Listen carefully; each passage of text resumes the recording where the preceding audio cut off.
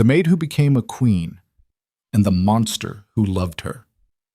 Lena Vale scrubbed blood from crystal glasses in a kitchen worth more than her entire life, while a crime lord watched from the shadows. Within 48 hours, she'd be wearing diamonds and standing beside America's most dangerous man. Within 6 months, she'd pull a trigger without flinching. This is the story of a woman who had nothing left to lose and the ruthless king who saw something in her that even she didn't know existed. Stay until the end. Hit that like button and drop a comment telling me what city you're watching from. I want to see how far this story travels. Now let me tell you how it really began. Rain hammered the towering glass walls of the Blackthorn estate like fists demanding entry. Lena Vale stood barefoot on cold tile in the industrial kitchen 3 floors below the chandeliers, her hands submerged in scalding water that had long since stopped feeling hot. The skin on her fingers had gone wrinkled and raw hours ago. She didn't care anymore. Caring required energy she didn't have. The crystal wine glasses kept coming, dozens of them, lipstick stained, reeking of expensive Cabernet that cost more per bottle than she'd made in a month at her old job. Her old life. Back when she still had one. 3 in the morning, and the party upstairs showed no signs of dying. Laughter drifted down through the ventilation system along with the bass thump of music that probably came from speakers worth more than a car. Rich people celebrating things that didn't matter to anyone but themselves. Politicians, lawyers, the kind of people who smiled with too many teeth and never quite looked you in the eye. Lena scrubbed harder. Red wine stains bled into the suds like accusations. Her back ached. Her feet throbbed. The shapeless gray uniform she wore hung off her frame like a burial shroud because she'd lost 15 pounds since taking this job and couldn't afford to replace anything that actually fit. The other maids had gone home hours ago. She'd volunteered to stay. Extra shifts meant extra money, meant maybe keeping her head above water for 1 more week. The math never worked out the way she needed it to. Somewhere above her, a woman laughed. High and crystalline and utterly careless. The sound made Lena's jaw clench so hard her teeth ached. She'd been that person once. Not wealthy like these people, but comfortable, secure. She'd had a mother who loved her, and an acceptance letter to graduate school, and a future that looked like something worth living for. Then her mother got sick, really sick, the kind of sick that devoured savings accounts and college funds and every last shred of hope in under 6 months. The kind of sick that turned a promising statistics PhD candidate into a ghost haunting her own life. Her mother died on a Tuesday. Lena buried her on a Saturday with money she didn't have. By Monday, she was cleaning toilets for strangers. That was 8 months ago. The grief hadn't faded. It had just learned to live inside her chest like a second heartbeat, constant, exhausting, impossible to ignore.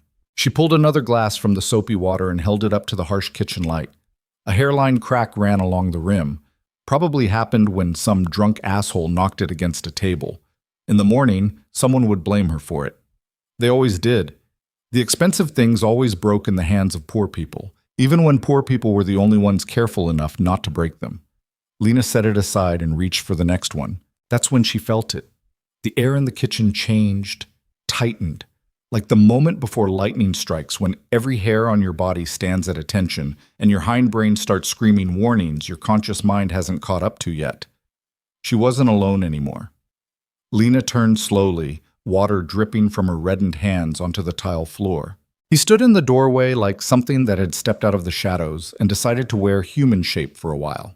Tall, broad-shouldered, wearing a black suit that probably cost more than her entire year's salary, tailored so precisely it looked like it had been painted onto him. Dark hair pushed back from a face that was too sharp to be classically handsome, but too compelling to look away from. High cheekbones.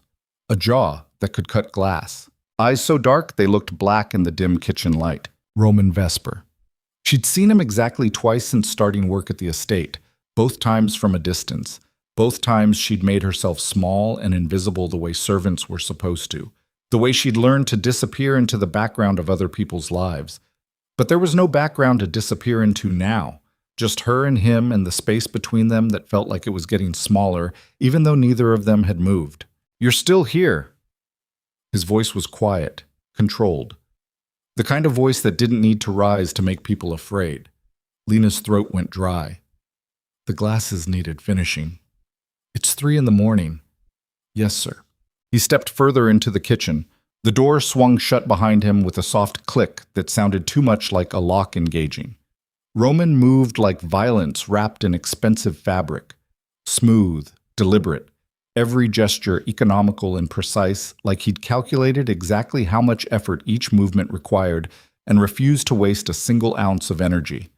"The other staff left hours ago," he said. "I volunteered to stay." Why? The question caught her off guard. Why would he care why some maid stayed late? She was furniture, decoration, part of the infrastructure that kept his world running smoothly while remaining beneath his notice. "The overtime helps," she said carefully. Roman's eyes narrowed slightly. He was looking at her. Actually looking. Not the way men usually looked at women when they wore shapeless uniforms and had exhaustion carved into every line of their face. Not with desire or dismissal. With something else. Something that felt like assessment. Like he was taking her apart piece by piece in his mind and examining what he found. "You don't talk like the others," he said. Lena's spine straightened without her permission. Old instincts. The ghost of the woman she used to be when she had things like dignity and a future. "I don't know what you mean." "Yes, you do." She looked away, back to the sink, the glasses, the simple mechanical task of cleaning things that other people dirtied. "Is there something you needed, sir?" "Look at me." It wasn't a request. Lena turned back slowly, her heart hammered against her ribs hard enough to hurt. Roman stood closer now. When had he moved? She hadn't heard footsteps. He just existed in a new location like reality had rearranged itself around him. "Who are you?" he asked quietly. "Nobody." "Try again." "I'm a maid, Mr. Vesper, that's all." "You're lying." The words hit her like a slap. Not because they were cruel, but because they were accurate. She was lying. Had been lying for months. Pretending to be someone simple and uncomplicated who belonged in gray uniforms and industrial kitchens. Pretending the person she used to be had never existed.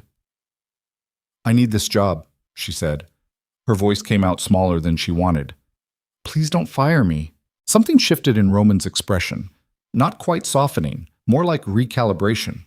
He studied her face the way someone might study a puzzle they couldn't quite solve. "What's your name?" "Lena.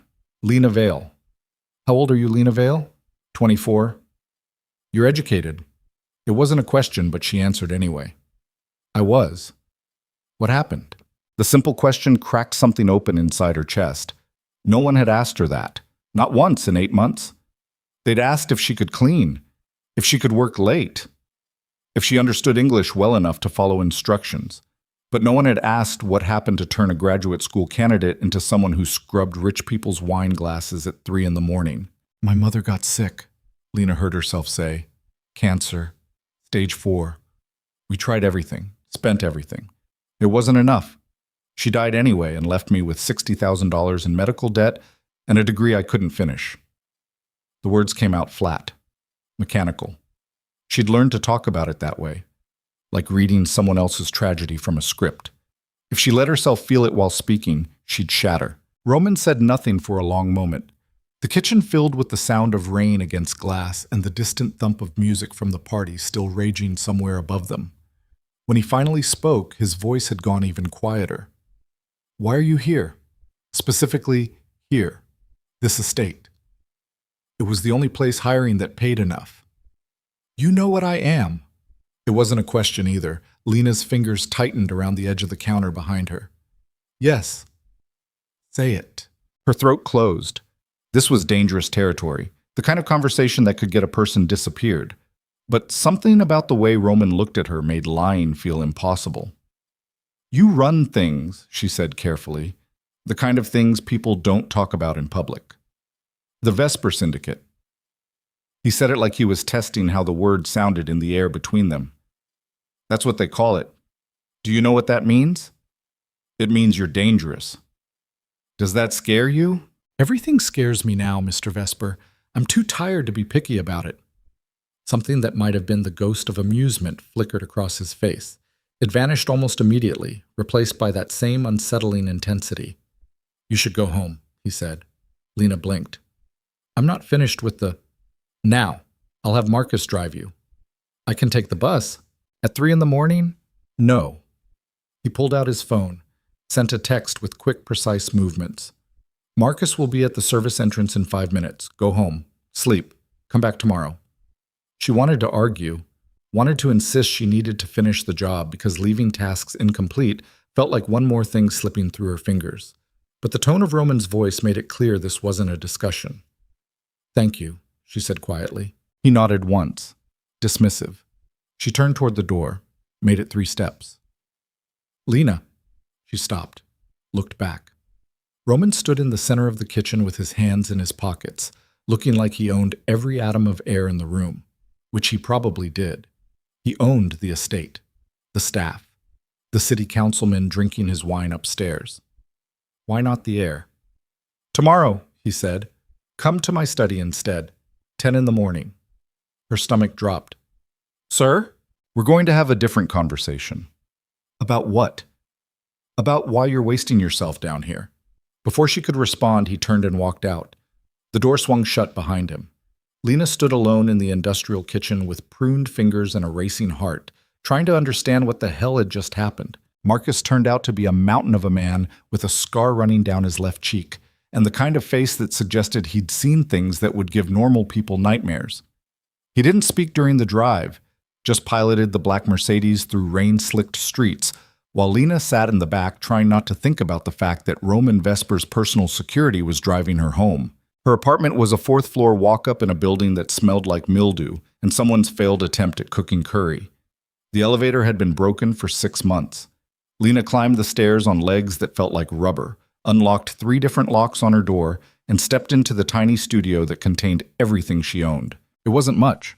A futon that doubled as her bed and couch, a card table she used as a desk, a kitchenette with 2 burners and a refrigerator that made concerning noises, walls thin enough that she could hear her neighbor's television through the drywall. But it was hers. For now, as long as she could keep making rent.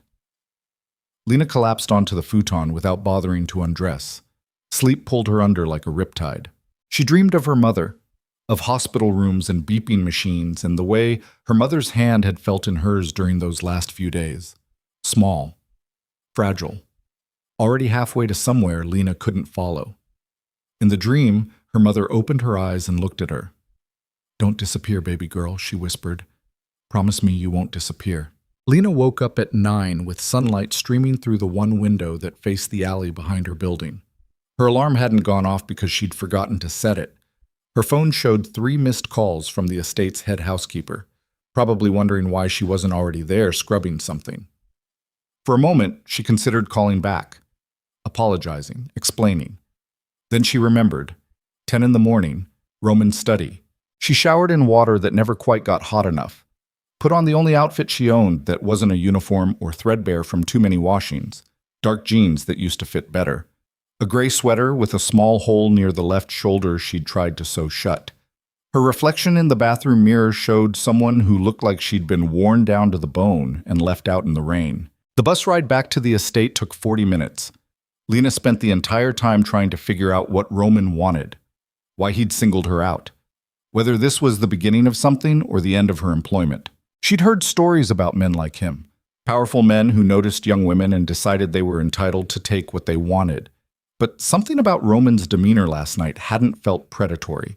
It had felt like recognition, like he'd seen something in her that even she'd forgotten was there. The Blackthorn estate looked different in daylight, less like a fairy tale castle and more like exactly what it was, a fortress disguised as luxury.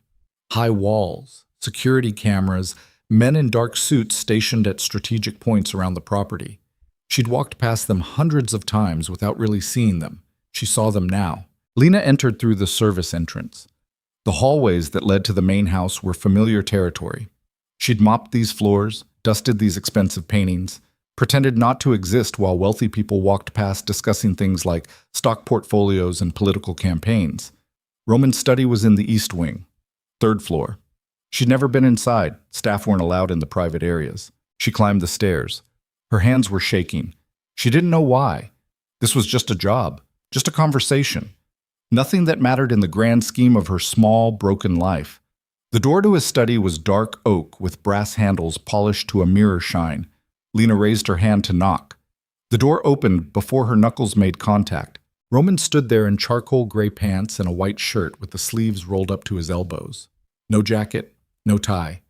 Somehow he looked even more dangerous dressed down, like he'd shed the civilized veneer and was showing her what lived underneath.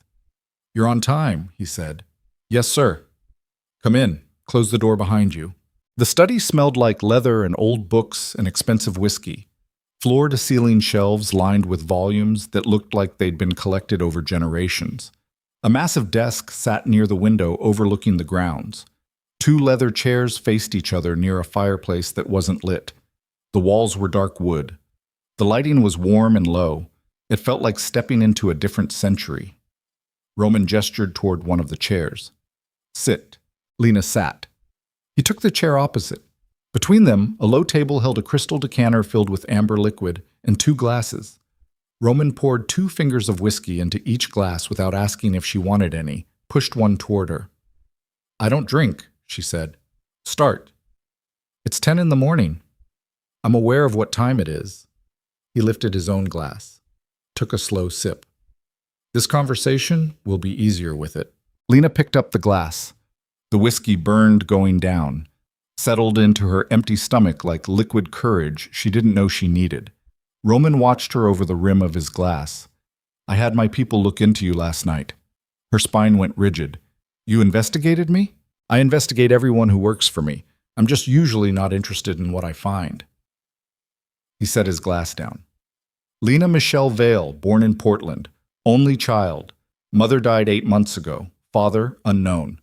Graduated summa cum laude from Portland State with a degree in statistical analysis. Accepted into their graduate program on a full scholarship. Deferred enrollment to care for your mother. Never returned. Currently carrying medical debt that will take you 15 years to pay off at your current salary. Living in a studio apartment in a neighborhood with a violent crime rate 40% above the city average. No living relatives. No close friends. No romantic relationships. No social media presence. You exist on paper, but you've made yourself a ghost everywhere else." Each word landed like a punch. Not because they were cruel, but because they were accurate. Devastatingly, comprehensively accurate. "Why?" Roman asked. "Why make yourself disappear?" "Because it's easier," Lena said. Her voice came out rougher than intended. "Because keeping people at a distance means they can't expect anything from me I can't give. Because I'm tired and I'm broke, and I can't afford to be anything other than what pays the rent. You're better than scrubbing dishes. Better doesn't pay bills." It could. The words hung between them. Lena set her glass down carefully. "What do you want from me, Mr. Vesper?" "Roman! Call me Roman." "What do you want from me, Roman?" He leaned forward, elbows on his knees, hands clasped together, his eyes locked onto hers with an intensity that made it hard to breathe. "I want to offer you a position," he said, "one that pays considerably more than cleaning glassware." "Doing what?" "Being seen." She blinked. "I don't understand." "I need someone who can move through my world without belonging to it. Someone educated enough to hold conversations with politicians and business associates. Someone smart enough to listen and remember details. Someone who doesn't have ties to any of the families or organizations that operate in this city." He paused. "Someone expendable, if necessary." The last words landed like ice water. "You want me to spy for you," Lena said slowly. "I want you to be my assistant, my companion at social events, my second set of eyes and ears in rooms where people speak freely because they don't think servants matter." Roman's expression didn't change. "You'd be compensated well, very well. Housing provided, security, a salary that would eliminate your debt in under 2 years. And in exchange? In exchange, you become part of my world. You attend events with me. You observe. You report. You remember who said what and who seemed nervous and which politicians are sleeping with which lobbyists." He picked up his glass again, studied the amber liquid. "You'd be useful to me. That's a better position than you're in now." Lena's mind raced. This was insane, dangerous, exactly the kind of thing sensible people ran away from as fast as their legs could carry them. Getting involved with Roman Vesper meant getting involved with the kind of world where people disappeared for knowing too much or saying the wrong thing.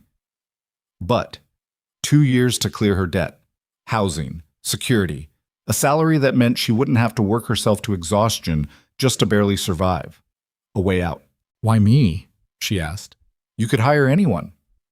Because you're smart enough to understand what's at stake, desperate enough to say yes, and invisible enough that no one will question why you're suddenly in my world. Roman set his glass down with deliberate care.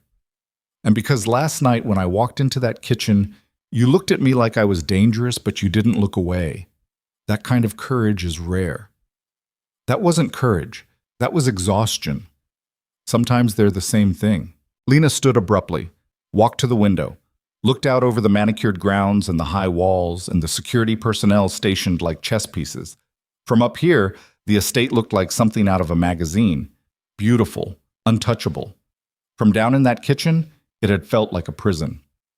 What happens if I say no? She asked without turning around. You go back to cleaning glasses. I find someone else.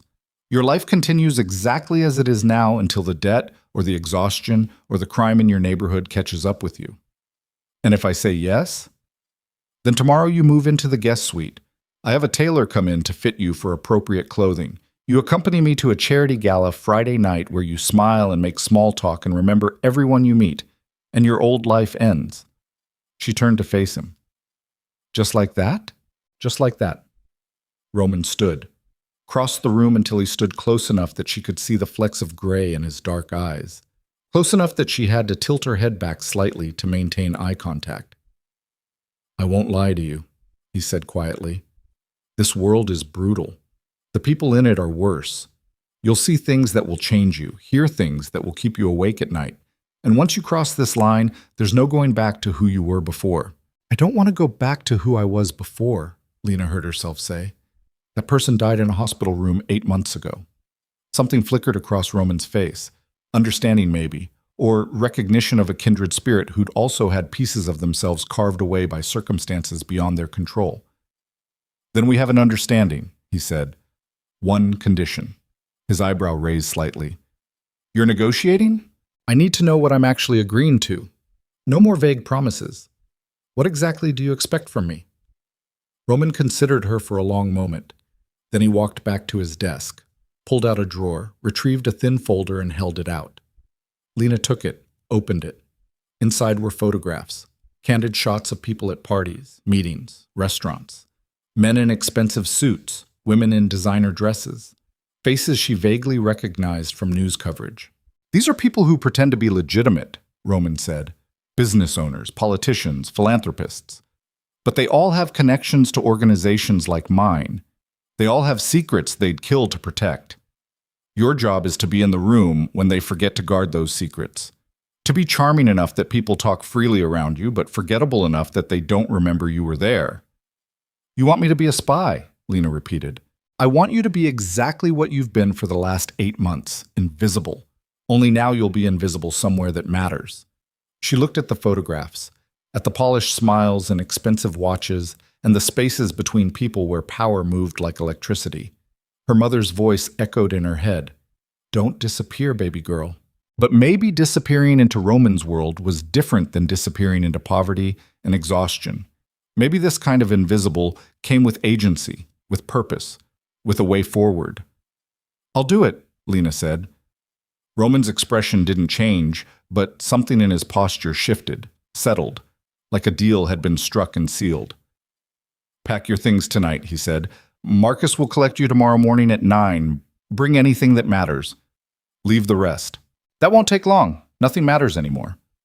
Then this is a fresh start. Lena handed back the folder. Their fingers brushed.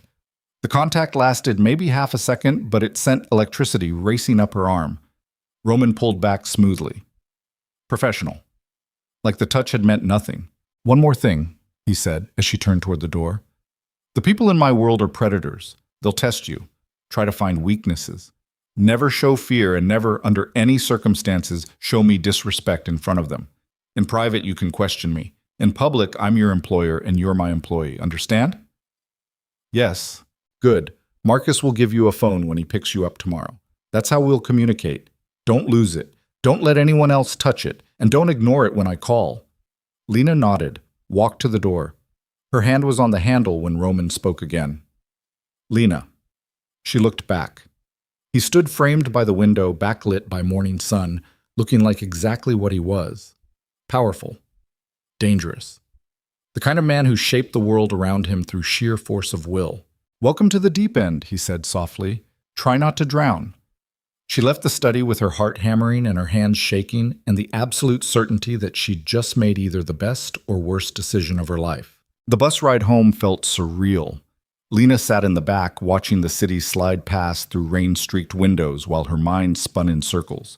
24 hours ago, she'd been scrubbing wine glasses and trying to figure out how to make rent. Now she had a job offer that sounded like something out of a movie. An insane, dangerous movie where people got killed for knowing too much. She should say no, should run, should disappear into some other city and start over with nothing again because nothing was safer than whatever Roman Vesper was offering. But she wouldn't. She knew she wouldn't. Because nothing was also exactly what she had now. And at least this nothing came with a salary. Her apartment looked even smaller when she opened the door. Even more pathetic. The futon with its sagging frame, the card table covered in unpaid bills, the mini fridge that hummed too loud. This was what her life had become, this cramped box where she slept and cried and waited for something to change. Maybe Roman was that change. Maybe he was a disaster waiting to happen. Either way, tomorrow she'd find out. Lena spent the rest of the day sorting through her belongings.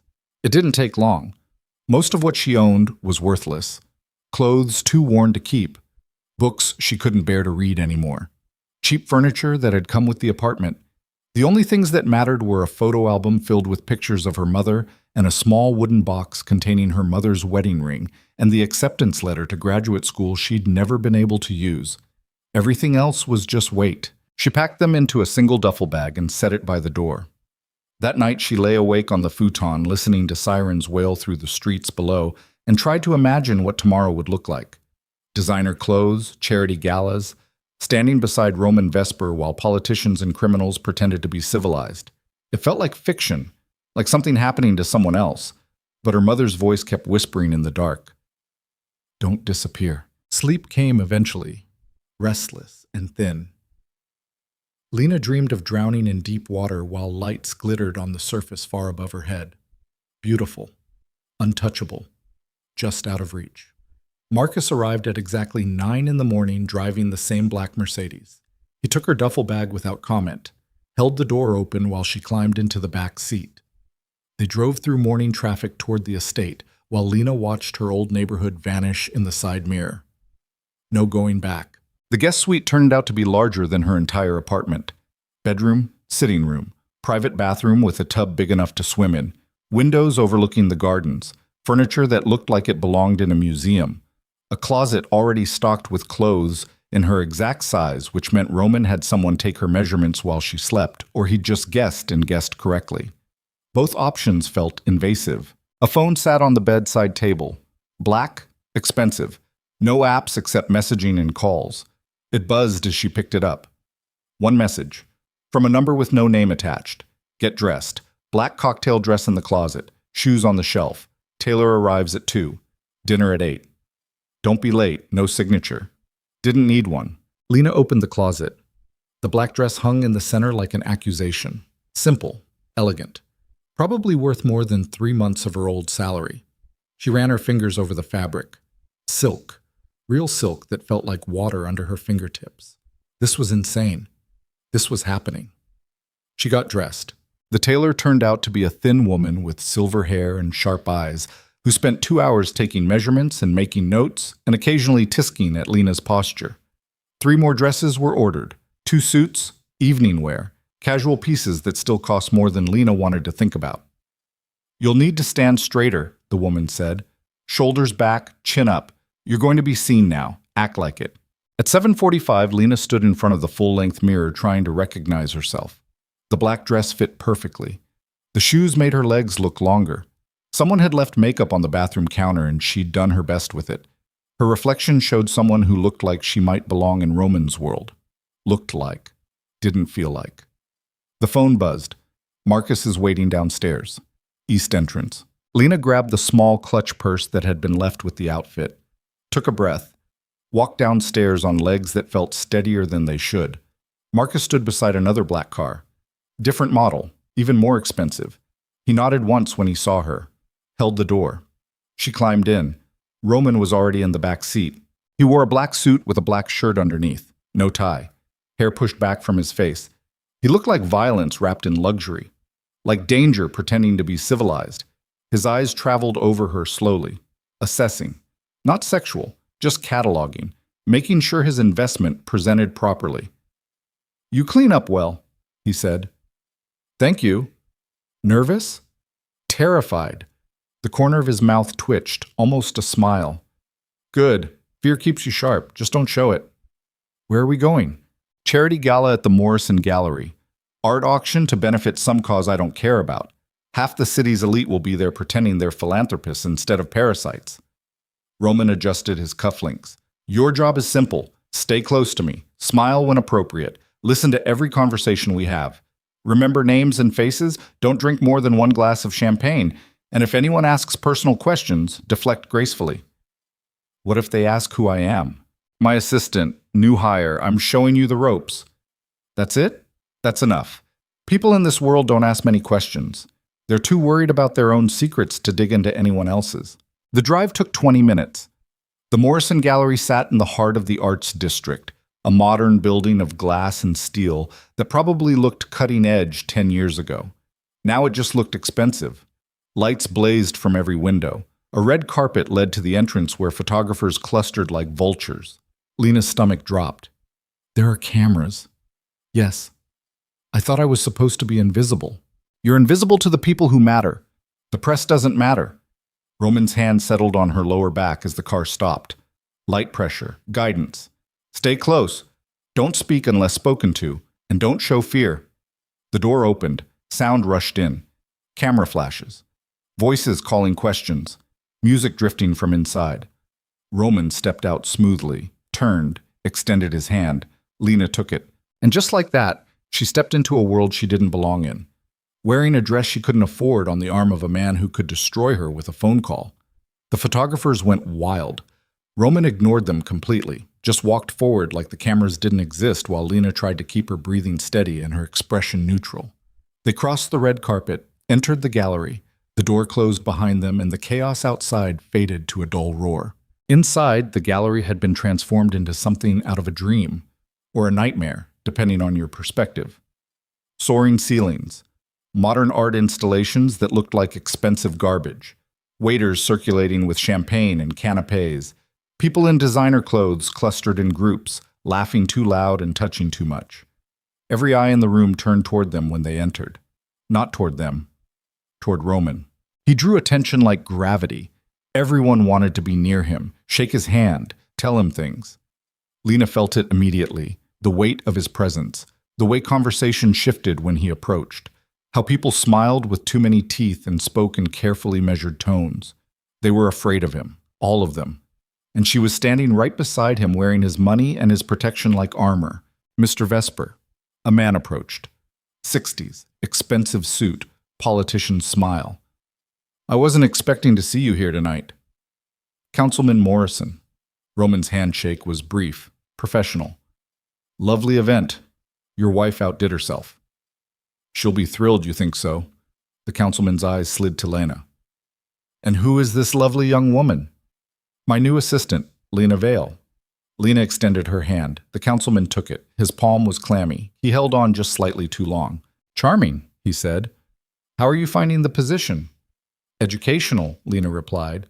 Morrison laughed, released her hand. "I'm sure it is. Roman has a talent for surrounding himself with interesting people." "Interesting enough to remember details," Roman said mildly. "Lena has an excellent memory. Don't you?" "Photographic," she lied smoothly. Something shifted in Morrison's expression. Not quite fear, but close. The smile stayed, but the eyes went cold. He understood. Roman was sending a message. This woman sees, this woman remembers. Be careful what you say around her. "Well," Morrison said, "welcome to our city's cultural scene. I hope you enjoy the evening." He walked away quickly. Roman's hand settled on Lena's lower back again, guiding her deeper into the gallery. "That was your first test," he said quietly. "You passed." He looked scared. "Good. Fears respect and expensive clothes. They moved through the crowd. Roman stopped to speak with people. A real estate developer. A judge. Someone who owned half the commercial properties downtown. Every conversation was polite, superficial. But Lena listened to the spaces between words. The things people didn't say. The way they shifted when certain topics came up. She started to see the patterns. The network. Who owed whom? Who was hiding what? Who looked nervous? And who looked predatory? It was like statistical analysis, only with people instead of numbers. After an hour, Roman guided her toward the bar, ordered 2 champagnes, handed her one. "You're doing better than I expected," he said. "I haven't done anything." "You're observing. That's the whole job." Lena took a sip. The champagne was dry and expensive and tasted like bubbles that cost too much. "These people are terrified of you." "Yes." "Why?" "Because I hold their secrets, their mistakes, the things they'd rather die than have exposed." Roman's expression didn't change. "Fear is currency in this world. I'm very wealthy." "That's disturbing." "That's power." A woman approached, tall, beautiful in that sharp-edged way that came from excellent genes and better surgery, wearing a red dress that probably cost more than a car, dark hair cascading over one shoulder, eyes like green glass. She looked at Roman like she wanted to devour him. Then she looked at Lena like she wanted her dead. "Roman," the woman purred, "I heard you'd be here. You've been avoiding my calls." "Celeste." Roman's tone went flat. "This isn't the place." "Then where is? You won't return my messages, won't meet with me. It's almost like you're trying to make me feel unwanted." Her smile was all teeth. "Who's your little friend?" "My assistant." "How?" "Domestic." Lena felt danger radiating off this woman like heat from a furnace. Every instinct screamed to step back. Create distance. But Roman's hand settled on her lower back again. Steady pressure. Stay. "Lena, this is Celeste Draven," Roman said. "Celeste." "Lena Vale." Lena extended her hand. Celeste looked at it like it was something diseased. Didn't take it. "Vale," Celeste said slowly. "I've never heard that name before. What family are you from?" "I'm not from a family." "Everyone's from a family, darling. Not one that matters in your world." Celeste's eyes narrowed. "How refreshing. Roman's usually more careful about the company he keeps." "I make exceptions," Roman said quietly. There was an edge to his voice now. A warning. Celeste heard it. She smiled wider. "Of course you do. Well, enjoy your evening, both of you." She leaned closer to Roman, dropped her voice to a whisper that still carried. "When you're done playing with servants, we should talk. Your father's agreements don't die with him."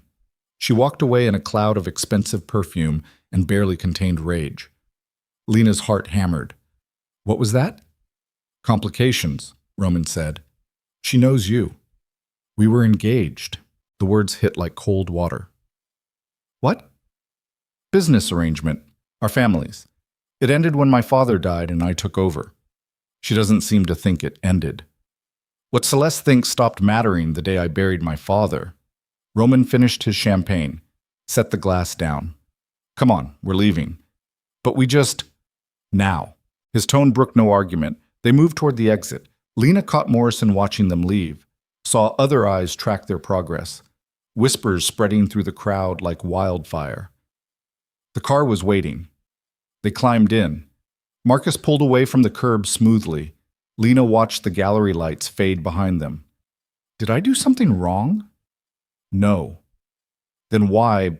"Because Celeste Draven is dangerous, and I won't have you in the same room with her longer than necessary." Roman's jaw was tight. "She's the daughter of Marcus Draven, head of the Draven organization, our biggest rival. The engagement was supposed to create an alliance. Instead, it created a war that's been simmering for 3 years. And I just met her." "Yes." "She's gonna hate me now." "She already hates you. You're standing in a space she thinks belongs to her." Roman turned to look at her. His eyes were black in the dim car. "Welcome to my world, Lena. Everyone here wants something they can't have, and they'll destroy anyone in their way to get it." The car pulled through the estate gates, up the long drive, stopped at the main entrance. "Get some sleep," Roman said. "Tomorrow we have brunch with 3 senators and a federal judge. Wear the blue dress. And remember everything you saw tonight." Lena climbed out, walked toward the entrance on unsteady legs. At the door, she looked back. Roman was watching her through the car window, his expression unreadable, calculating, like he was trying to decide if she was an asset or a liability. She didn't know which scared her more.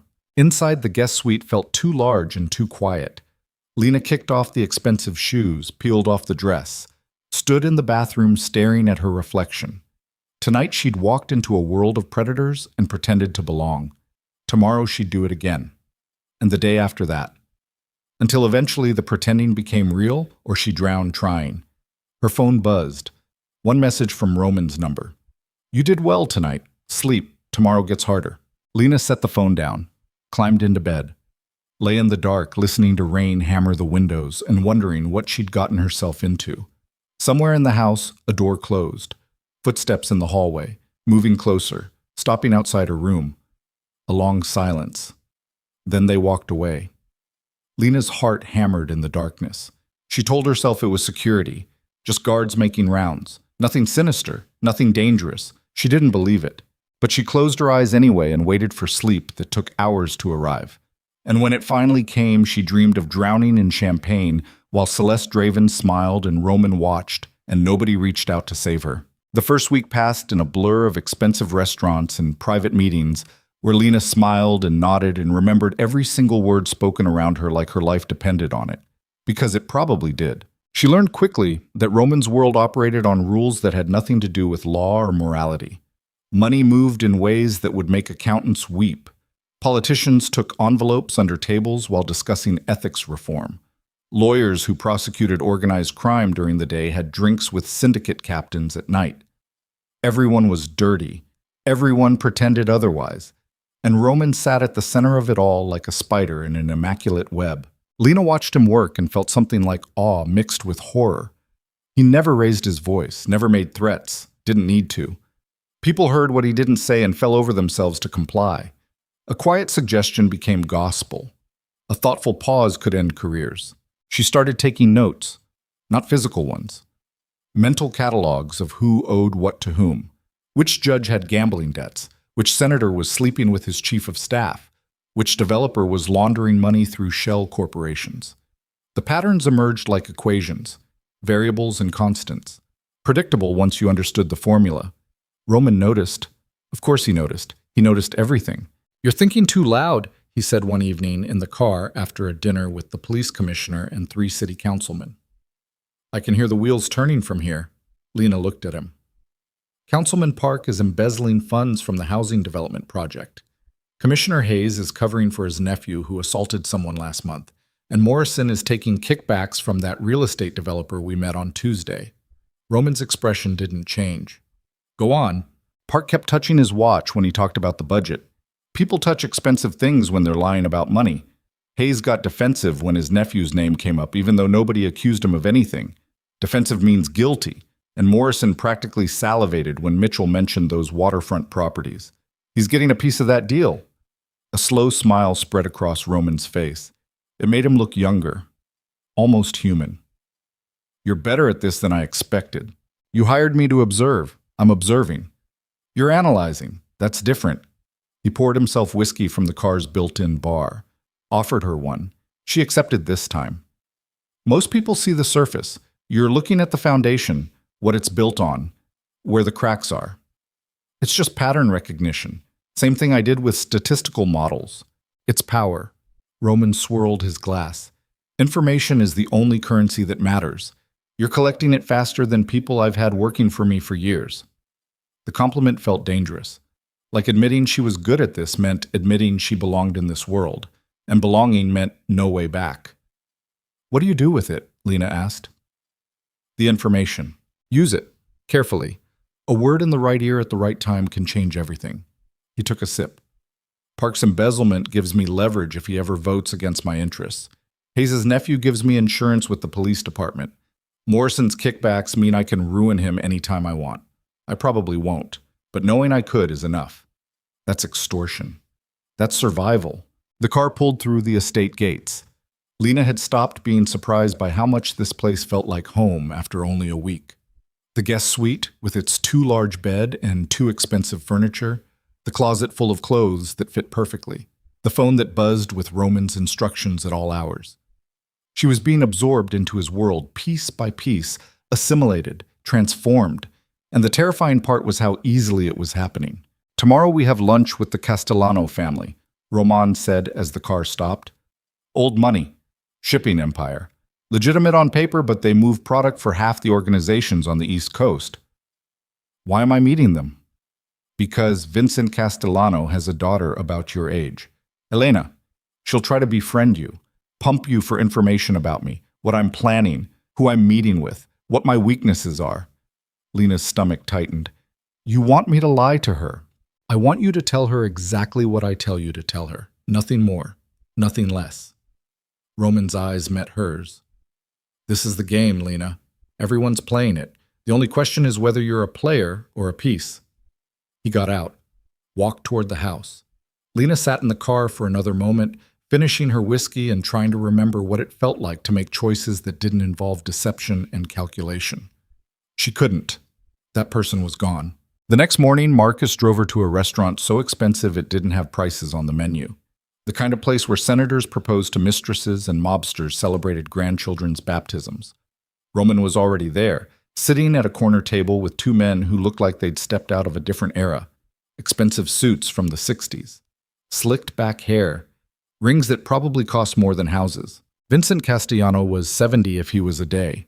Silver-haired, distinguished. Smiled like a grandfather who baked cookies and told stories. His eyes were dead, calculating, missing nothing. Beside him sat a younger man, 30s, handsome in that way that came from good genes and better grooming. Expensive watch, tailored suit. He looked at Lena the way men looked at things they wanted to own. "Mr. Vesper," Vincent said as Roman stood. "Always a pleasure." "Vincent, good to see you." Roman gestured to Lena. "This is Lena Vale, my assistant." Vincent's handshake was firm, professional. "Enchanted. This is my son, Marco." Marco took her hand, kissed it, held on too long. "A pleasure." Lena smiled politely and extracted her hand. Sat when Roman gestured to the chair beside him. A waitress appeared immediately, took orders, vanished. "I was surprised to get your call," Vincent said to Roman. "We don't usually do business over lunch." "This isn't about business. This is about making sure we understand each other going forward." "Oh?" Vincent's smile didn't reach his eyes. "And what is it we need to understand?" "That the Draven situation is escalating.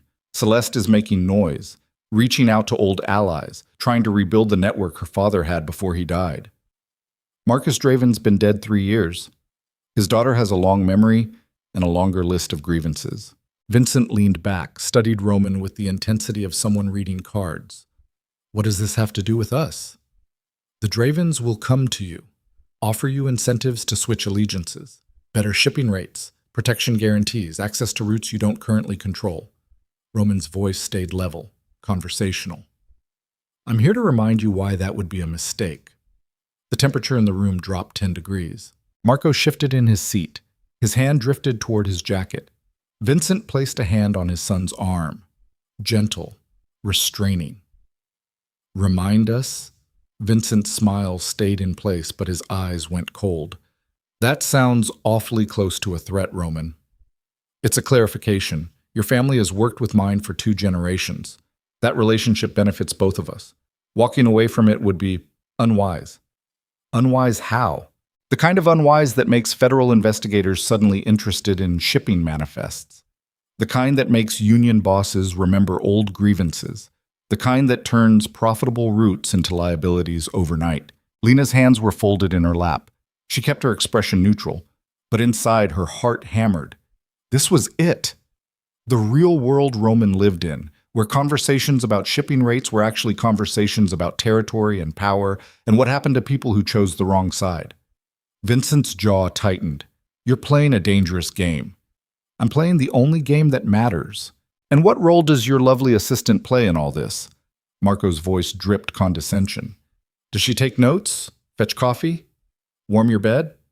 Roman's hand moved so fast Lena almost missed it. 1 second he was sitting calmly. The next his fingers were wrapped around Marco's wrist, pinning it to the table. No violence, just pressure, control. The kind of grip that could snap bones if it wanted to. Apologize, Roman said quietly. Now. Marco's face flushed. I didn't mean... You meant exactly what you said. Apologize to her, not to me. Silence stretched. The restaurant continued around them. Waitresses moved between tables. Other diners laughed over wine. But at their corner table, the air felt thick enough to choke on. I apologize, Marco finally ground out. That was inappropriate. Roman released him, leaned back, adjusted his cufflinks like nothing had happened. Lena is my employee. She's under my protection. Speaking to her with disrespect is speaking to me with disrespect. We clear? Crystal. Vincent watched the exchange with hooded eyes. When he spoke, his voice was careful, measured.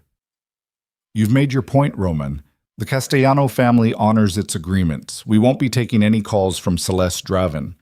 I appreciate that. But this conversation ends now. Because you're right. We've worked together for 2 generations, and in all that time, your family has never threatened mine, not until today. Times change.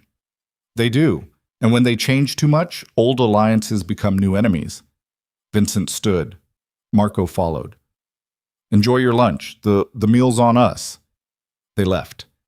Lena's hands were shaking. She hid them under the table, took a slow breath. Roman picked up his water glass, drank calmly. That went well, he said.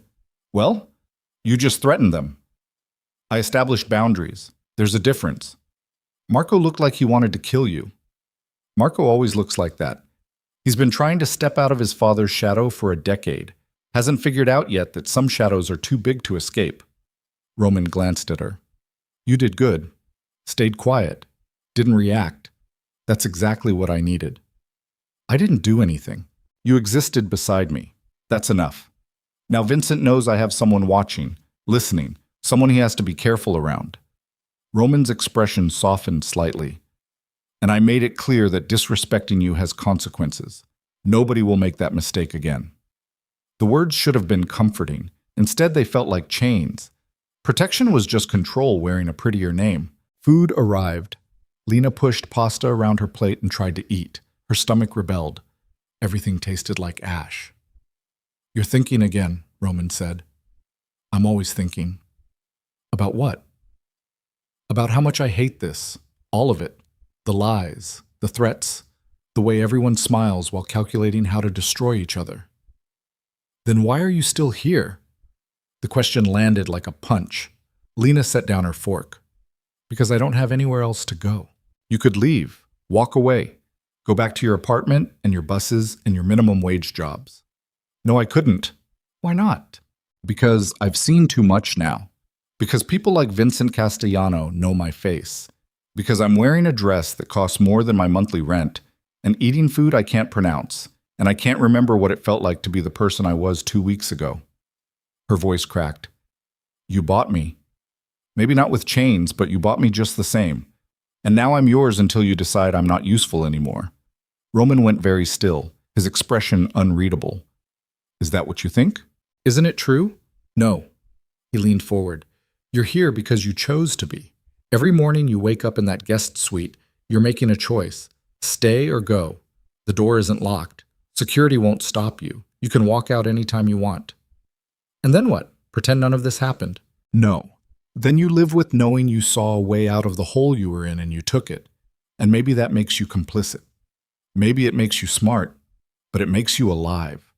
Which is more than you were scrubbing glasses at 3 a.m. Lena stared at him, at the cold logic in his eyes. The absolute certainty that the world operated on simple mathematics. Survival plus opportunity equals choice. Everything else was sentiment. Maybe he was right. Maybe that made it worse. They finished lunch in silence. The drive back to the estate felt longer than usual. Lena watched the city slide past and wondered when she'd started thinking of the estate as home instead of prison. That afternoon, Roman disappeared into meetings. Lena spent hours in the library going through files he'd left for her.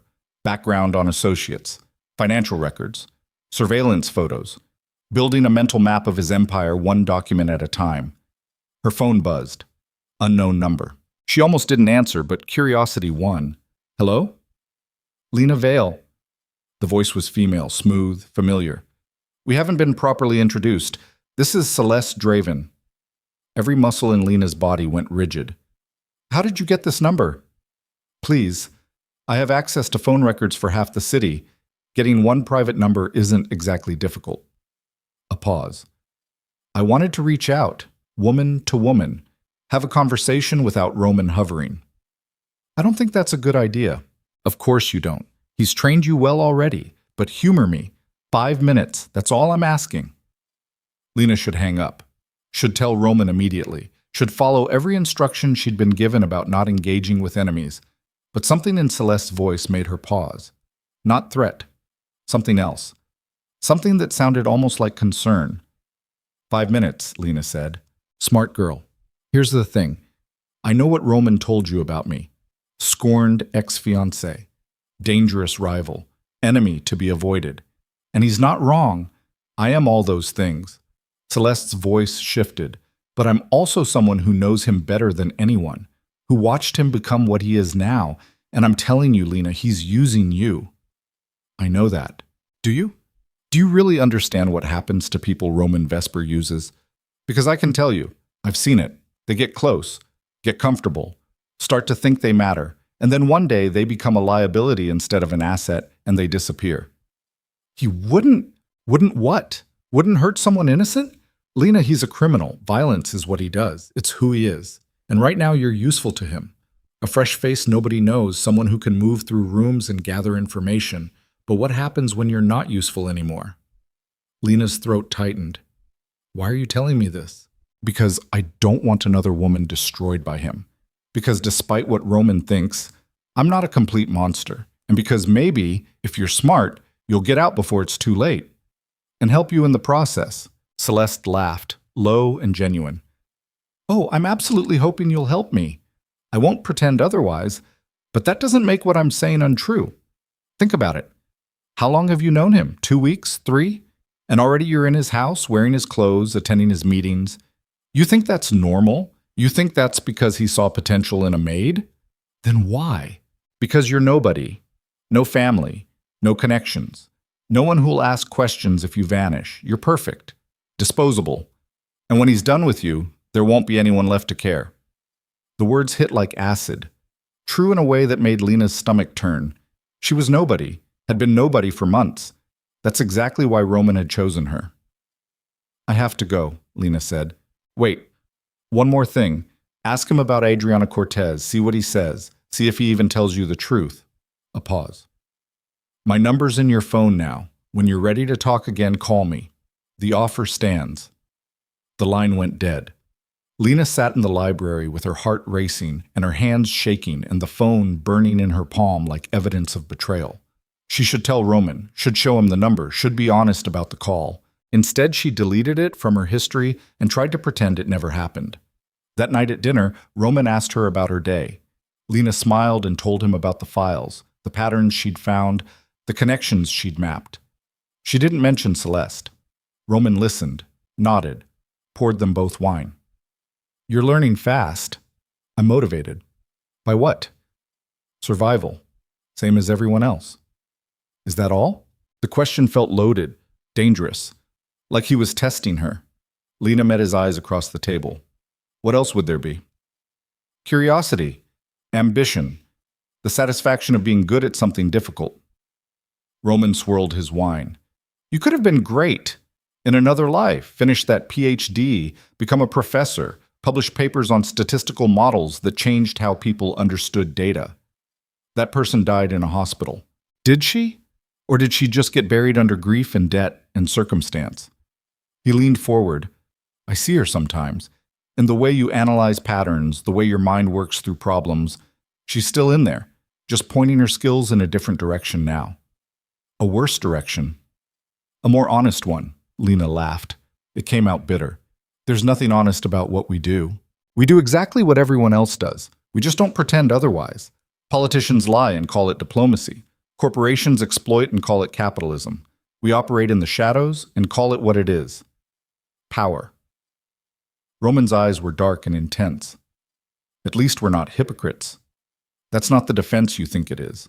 I'm not defending anything. I'm stating facts. You can reject them if you want. Walk away. Pretend the world operates on fairness and merit instead of fear and leverage. But you won't. You sound very certain. I am. Because you're like me, Lena. You see the world as it actually is instead of how it should be, and once you see that, you can't unsee it. He was right. That was the worst part. The scales had fallen and she couldn't put them back. Every smile was a calculation now. Every conversation a chess match. The world had revealed itself as a brutal engine grinding everyone into fuel, and she couldn't unknow that truth. Who's Adriana Cortez? The question came out before she could stop it. Roman went very still. His expression didn't change, but something behind his eyes shuddered, closed off. Where did you hear that name? Does it matter? Yes. Lena's pulse hammered. She'd miscalculated, pushed too hard. I saw it in one of the files. I thought, you didn't see it in any files. That name isn't written anywhere in this house. Roman set down his wine glass with deliberate care. Who told you to ask about her? The air between them went electric, dangerous.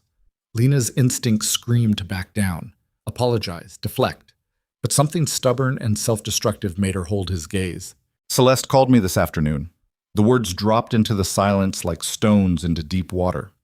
Roman's face went carefully blank, the kind of blank that meant fury contained behind iron control. And you answered, yes. And you didn't tell me. I'm telling you now. Hours later, after lying through dinner, he stood, moved to the window, stared out at the dark grounds. When he spoke again, his voice was soft, deadly. What else did she say? That you're using me, that I'm disposable, that when I'm not useful anymore, I'll disappear like everyone else who got close to you. And you believe her. I don't know what I believe anymore, Roman laughed, low and harsh. At least you're honest about that. He turned. Adriana Cortez was someone I trusted, someone I brought into my world the same way I brought you. She was smart, capable, good at reading people. I gave her everything, protection, money, purpose. What happened to her? She decided Celeste's offer was better than mine, started feeding information to the Dravens, compromised 3 operations before I found out. His expression was carved from stone. I had her killed, personally, because betrayal is the one thing I can't tolerate. The confession hit like a physical blow. Lena gripped the edge of the table to steady herself. You killed her. Yes. And you're telling me this why? To scare me? To be honest with you, since you seem to value honesty so much. Roman crossed the room, stopped directly in front of her. I don't lie to people I work with. I don't pretend to be something I'm not. I'm a criminal, Lena. I've killed people, hurt people, destroyed lives to protect my interests, and I'll do it again if necessary. Then why should I trust you? Because unlike Celeste, I'm not lying about who I am. She'll promise you safety and freedom and a way out. She'll make it sound reasonable, justified. And then she'll use you until you're burned and throw you away just like she's accusing me of doing. He leaned closer. The difference is I'm telling you the truth up front. You work for me, you're useful, you're protected. You betray me, you die. It's simple, clean, no ambiguity. Lena's hands were shaking. She pressed them flat against the table. That's supposed to be comforting? It's supposed to be clear. Make your choice. Stay and accept what this is, or leave and take your chances with Celeste or the world or whatever else you think is better. But make it tonight, because I won't have someone in my house I can't trust. The ultimatum hung between them, sharp, final, no negotiation. Lena thought about her apartment, the 4th floor walk-up with broken elevators and thin walls, the debt that would follow her forever, the grinding exhaustion of survival without hope. She thought about Celeste's smooth promises and the suspicion that they were just another kind of trap, and she thought about the fact that Roman had just confessed to murder and she was still standing here calculating whether leaving was worth the risk. What did that make her?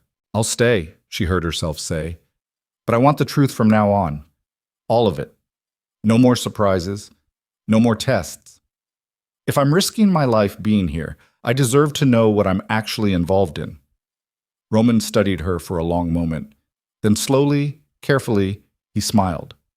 It was a terrible smile, predatory and satisfied. Deal, he said. Welcome to the real game, Lena Vale. He extended his hand. She took it. The handshake felt like signing a contract in blood. That night, Lena lay awake staring at the ceiling and trying to figure out when she'd crossed the line from victim to accomplice. When survival had become complicity. When she'd stopped being someone things happened to and become someone who made them happen. The answer came around 3 a.m. She'd crossed that line the moment she walked into Roman's study and said yes to the deal. Everything after was just gravity pulling her deeper. Her phone buzzed. Message from Roman. Tomorrow we visit the harbor. Wear something you don't mind getting dirty, and bring your observation skills. Things are about to get complicated. Lena stared at the message, understood what it meant. She was about to see the actual operations, the real work behind the polished veneer, the blood that paid for the champagne and designer dresses. She could still back out, could text Roman right now and say she'd changed her mind, walk away before she saw things that would make her truly culpable. Instead, she texted back, "What time?" The response came immediately, 6 a.m. Marcus will drive you. Lena set the phone down, closed her eyes, tried to find sleep that wouldn't come. Somewhere in the house, footsteps moved through hallways, security making rounds, or Roman pacing, or ghosts of everyone who'd made the same choices she was making and ended up buried in consequences. The rain had started again. It hammered the windows like it had that first night in the kitchen, like it was trying to wash something away that wouldn't come clean. Lena pulled the covers up and waited for morning. When it came, it would bring new lines to cross, new compromises to make, new pieces of herself to cut away in exchange for survival. But she'd be alive. And in Roman Vesper's world, that was the only victory that mattered. The alarm went off at 5. Lena dressed in jeans and a dark sweater, pulled her hair back. No makeup, no jewelry. When she looked in the mirror, she saw someone who could have been heading to class or a coffee shop or anywhere normal people went.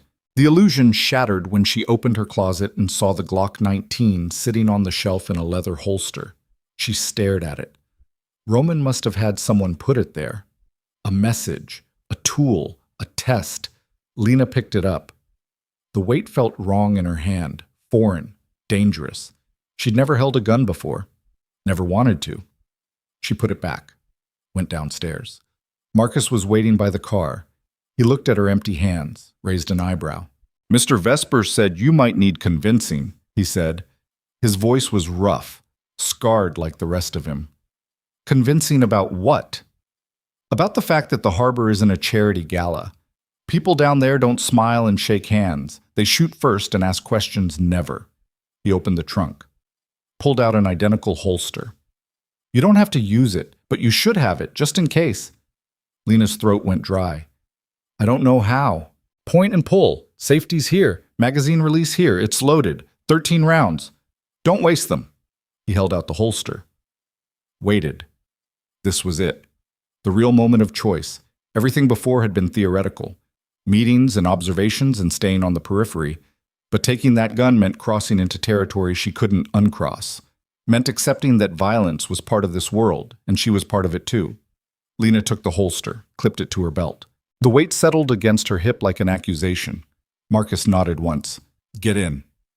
The drive to the harbor took 40 minutes through parts of the city Lena had only ever seen from bus windows. Industrial zones, shipping yards, the kind of places where things happened in darkness and nobody asked questions. They pulled into a warehouse district as the sun crept over the horizon. Gray light filtering through fog that rolled off the water like something alive. The car stopped in front of a building that looked abandoned. Broken windows, rusted doors, graffiti covering every surface. Roman's Mercedes was already there. Marcus killed the engine. "Stay close to me. Don't talk unless someone asks you a direct question. And if shooting starts, get behind something solid and stay down." If shooting starts? Probably won't. But the probably's what'll kill you if you're not ready. They got out. The air smelled like salt water and diesel fuel and something else. Something metallic that made Lena's stomach turn. Blood. Old blood soaked into concrete. Roman emerged from the warehouse with two men Lena didn't recognize. Both were big, armed, moving with the kind of economy that came from violence being routine instead of exceptional. "Lena?" Roman's voice cut through the fog. "Come here." She walked over on legs that felt steadier than they should. Marcus followed like a shadow. "This is where we process shipments before distribution," Roman said, like he was giving a tour of a factory. "Product comes in from overseas, gets broken down, repackaged, sent to our network across the eastern seaboard. Product. The word was clinical, sanitized. It meant drugs, weapons. Whatever moved through illegal channels and generated the money that funded everything else." "Why am I here?" Lena asked. "Because you wanted the truth. This is it. The foundation everything else is built on." He gestured toward the warehouse. "Come inside, see what you're actually part of." The interior was vast, cathedral-like in its emptiness. But it wasn't empty. Tables lined the walls. Men worked at them with scales and plastic bags, an efficiency that spoke of long practice. Product moved through hands with assembly line precision. In the center of the space, three men knelt with their hands bound behind their backs. They were bleeding, bruised. One was crying silently. Lena's stomach dropped. Roman walked toward them. She followed because not following felt like weakness, and weakness would get her killed. "These men work for the Draven organization," Roman said. His voice echoed in the cavernous space. "They were caught trying to intercept one of our shipments last night, killed two of my people in the process." The kneeling men didn't speak. One of them looked up at Roman with the kind of desperation that came from knowing exactly what was about to happen. "Please," he whispered. "We were just following orders. We didn't—" "I know." Roman's voice was almost gentle. "But that doesn't matter. You killed my people. That has consequences." He pulled a pistol from inside his jacket, the same smooth, practiced motion he used for everything, like he'd done it 10,000 times. Lena's breath stopped. Roman turned to her. "This is the part where you decide who you really are. Watch and understand what you're involved in, or close your eyes and pretend it's not happening. Either way, it's happening." He raised the gun. The first man started begging, words tumbling out in a desperate stream. Apologies, promises, please. Roman shot him in the head. The sound was deafening, final. The man collapsed. Lena's knees buckled. Marcus caught her arm, held her upright. His grip was iron. The second man tried to run, got maybe 3 feet before one of Roman's men grabbed him, forced him back to his knees. Roman shot him too. Blood sprayed across concrete, pooled in the morning light filtering through broken windows. The third man had stopped crying, just knelt there with his eyes closed, accepting. Already dead in every way that mattered. Roman walked over to him, put the gun to his temple, paused, looked at Lena. "This is what I am," he said quietly. "This is what we are. Still want the truth?" Lena couldn't speak, couldn't breathe, could only stare at the bodies and the blood and the man about to die and understand with perfect clarity that she was standing in hell and there was no way out. Roman's finger tightened on the trigger. "Wait!" The word came out of Lena's mouth before she could stop it. Everyone froze. Roman's eyes found hers. "Wait? Just wait. Please." "Why?" "Because I need to understand. Why him? What makes him different from the others?" It was a desperate scramble for time, for meaning, for anything that made this less than pure execution. Roman studied her, then slowly lowered the gun, walked over to her, stood close enough that she could see the blood spatter on his sleeve. "He's not different," Roman said, but I'll give you this. Because you asked. Because you're trying to find rules in chaos. There aren't any. But I'll pretend there are. For you." He turned to the kneeling man. "You have 60 seconds. Tell me something useful. Give me a reason not to kill you. Go." The man's eyes flew open, hope and terror warring across his face. "The shipment. The one we hit. It wasn't random.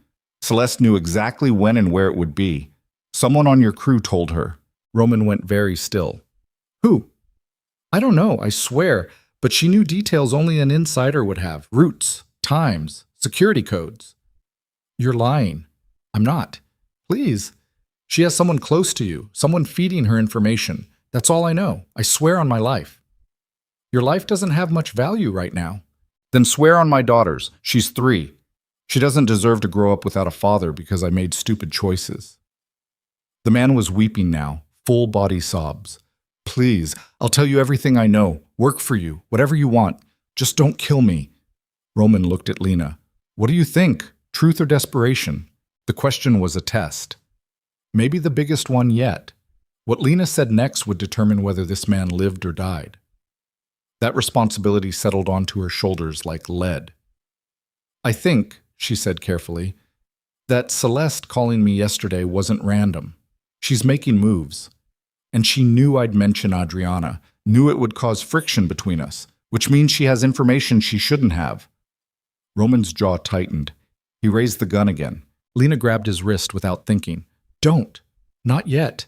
If there's a leak in your organization, he might be the only lead you have. Their eyes locked. Roman's face was unreadable. For a long moment, nothing existed except the weight of that choice hanging between them. Then Roman lowered the gun, gestured to his men. Take him. Lock him up. I'll deal with him later. They dragged the sobbing man away.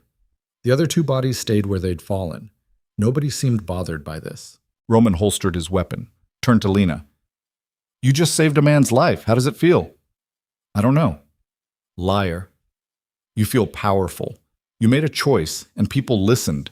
You changed an outcome through sheer force of will. That's what power is, and you just tasted it for the first time. He was right. That was the horrifying part. Underneath the nausea and the shock and the moral vertigo, there was something else. Something that felt like significance, like mattering, like being more than furniture in someone else's story. I hate you, Lena whispered. No, you don't. You hate that I'm showing you what you're capable of. There's a difference. He walked away, started barking orders at the men working the tables. Business continued. The bodies would be cleaned up. The warehouse would keep processing product. The world would keep turning like 2 men hadn't just died on this concrete floor. Lena stood in the middle of it all with a gun on her hip and blood on her shoes and the absolute certainty that she'd just crossed a line she could never uncross. Marcus appeared beside her. First time's always the hardest. Does it get easier? No. You just get better at living with it. They walked back to the car, drove through morning traffic while Lena stared out the window and tried to reconcile the person she used to be with the person she was becoming. The distance between them felt infinite, unbridgeable. But she'd made her choice. She'd interfered, saved a life to serve Roman's interests, participated in the machine instead of just observing it. There was no going back now. Her phone buzzed. Message from an unknown number. She almost deleted it, opened it instead. You stopped him from killing that man. That means you're not completely lost yet. When you're ready to actually leave, call me. The offer still stands. See Celeste. Lena stared at the message, deleted it, put the phone in her pocket. But the words stayed with her all the way back to the estate. That means you're not completely lost yet. The terrible thing was, she didn't know if that was true, or if she even wanted it to be. The first explosion happened at 2 a.m. Lena woke to the sound of breaking glass and screaming. Her body moved before her mind caught up, rolling off the bed and hitting the floor while her brain tried to process what the hell was happening. The second explosion followed 3 seconds later, closer. The entire building shook. Dust rained from the ceiling. Her door burst open. Marcus filled the frame, weapon drawn, face carved from stone. Get dressed. Now. We're moving. What's happening? The Dravens. They're hitting us. Multiple locations across the city. The estate's compromised. He grabbed clothes from her closet.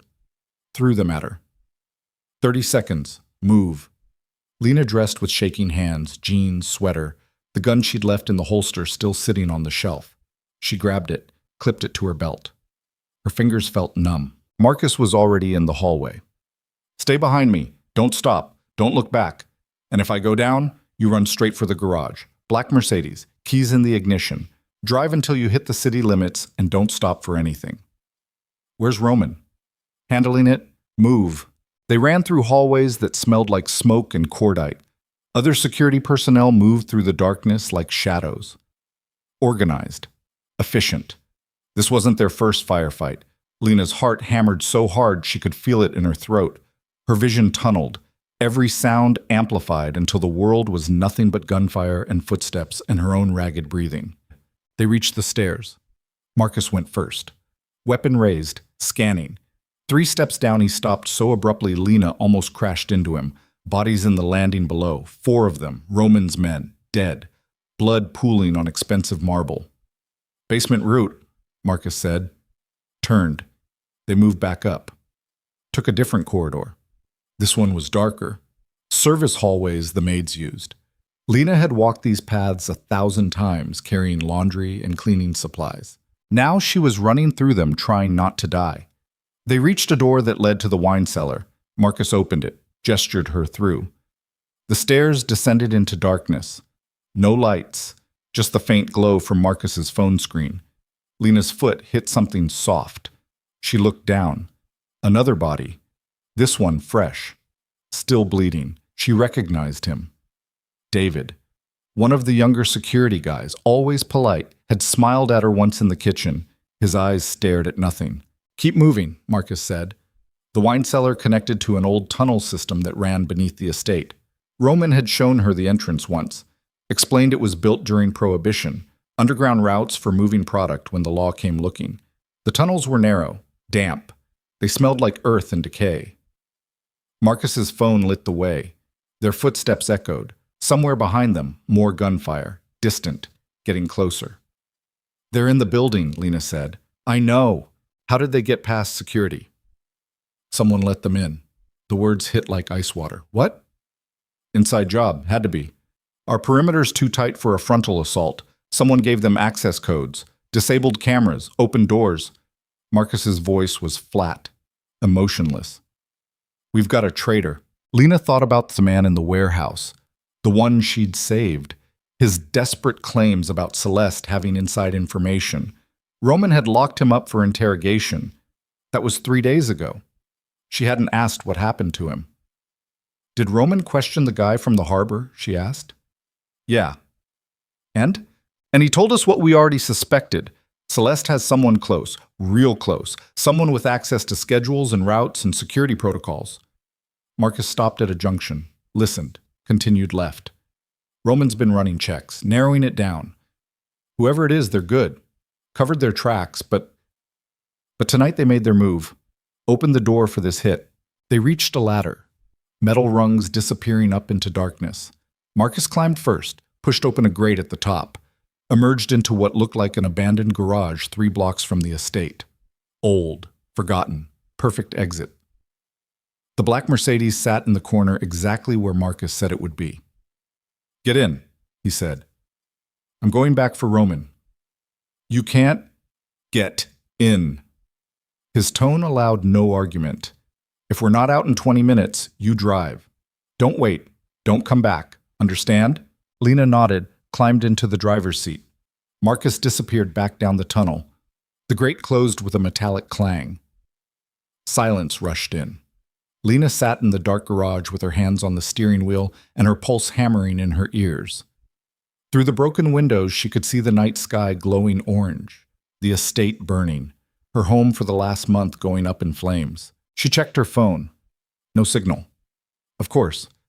The garage was probably built with interference in mind. Couldn't have people calling out during covert operations. 15 minutes passed. No Marcus. No Roman. 18 minutes. 20. Lena's hand moved to the ignition. The keys were right there. One turn, and she could leave. Drive until the city became farmland. Disappear into whatever life existed beyond Roman Vesper's reach. She could survive. Alone. Like she'd always been. Her fingers touched the keys. 23 minutes. Headlights swept across the garage entrance. A vehicle approaching. Fast. Lena ducked down. Watched through the windshield as a black SUV pulled in. Doors opened. 3 men got out, armed, moving with military precision, not Roman's people. Lena's hand went to the Glock on her hip. She pulled it, safety off. The weight felt wrong, alien. She'd never fired a gun in her life, didn't know if she could point it at another human being and pull the trigger. The men were searching the garage, systematically.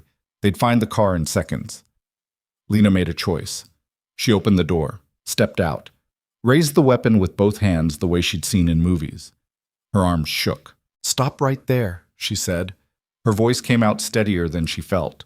The three men turned, saw her. One of them laughed. "Look what we got here. Little girl with a big gun." He had a scar running down his jaw. Dead eyes. The kind of man who'd killed before and would again without hesitation. "Put it down before you hurt yourself, sweetheart." I said stop. "Yeah? What are you going to do, shoot us?" He took a step forward. "You ever shot anyone before? Ever seen what a bullet does to flesh? It ain't like the movies. It's messy, loud. You might hit one of us, maybe, but the other two will put you down before you get off a second shot. That what you want?" Lena's finger tightened on the trigger. Her whole body was shaking now. The man was right. She'd never fired a weapon. Didn't know if she could. Didn't know if she'd hit anything even if she tried. The man took another step. Lena fired. The recoil nearly knocked her backwards. The sound was deafening in the enclosed space. The bullet went wide, hit the concrete wall behind the men, and ricocheted with a high-pitched whine. All three men dropped to combat positions, weapons up, trained on her. "Bad choice," Scarface said. Lena fired again. And again. Pulled the trigger in rapid succession because training and precision didn't matter anymore. Only survival. Only the desperate mathematics of bullets versus bodies. One shot connected. Pure luck. Hit the man on the left in the shoulder. He went down screaming. The other two opened fire. Lena dove behind the Mercedes. Bullets punched through metal. Glass exploded. The side mirror disintegrated. She crawled toward the rear of the vehicle. Her ears rang. Cordite burned her throat. This was it. This was how she died. In a garage 3 blocks from a burning mansion. Alone. Unremembered. Nobody would even know to file a missing persons report. The gunfire stopped. Lena risked a look. One of the men was reloading. The other was flanking, moving around the car to get an angle on her. She was out of options. The tunnel grate flew open with a screech of metal. Roman emerged like something out of a nightmare. Blood-covered, weapon raised. He shot the flanking man in the head before the guy even registered he was there. Pivoted. Shot the one reloading center mass. Both men dropped. The wounded one on the ground tried to raise his weapon. Roman walked over, stepped on his wrist, grounded into the concrete until bones cracked.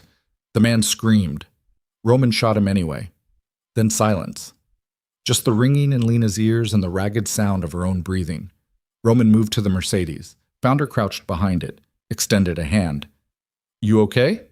Lena took his hand. Let him pull her up. Her legs barely held her. "I shot someone. I saw. Good instinct. Terrible aim." He glanced at the bodies. "But you're alive. That's what matters. Come on, we need to move." "Where's Marcus?"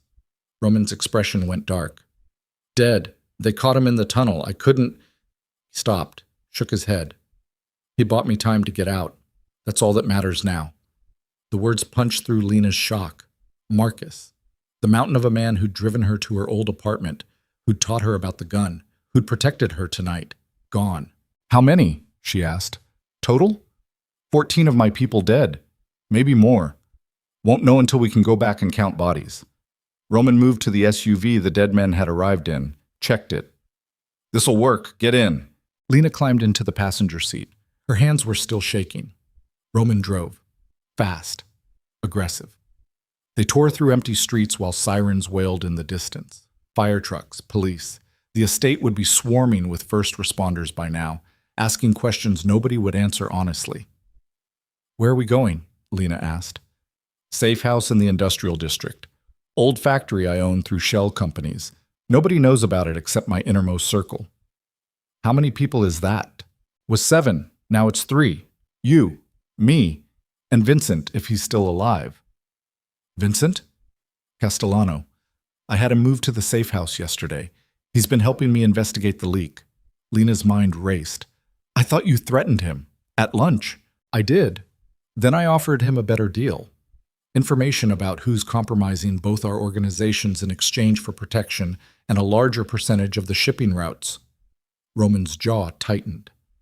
"Turns out the Dravens have been playing us both, inserting people into our crews, gathering intelligence. Tonight was their endgame. Hit us simultaneously, wipe out leadership, take over territory while we're scrambling. Did it work? Partially. They hurt us. Bad. But I'm still breathing. That means the war's not over." They pulled into a warehouse district that looked abandoned. Broken windows, graffiti, the kind of place people avoided after dark. Roman drove around back, punched a code into a garage door. It rolled up. They pulled inside. The door closed behind them.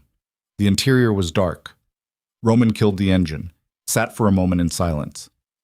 "I'm sorry about Marcus," Lena said quietly. "Don't be. He knew the risks. We all do." Roman looked at her.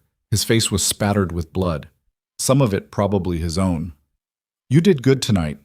Most people freeze the first time someone shoots at them. You fired back, stayed mobile, survived." I was terrified. Terror means you're smart enough to recognize danger. People who aren't afraid die fast in this world.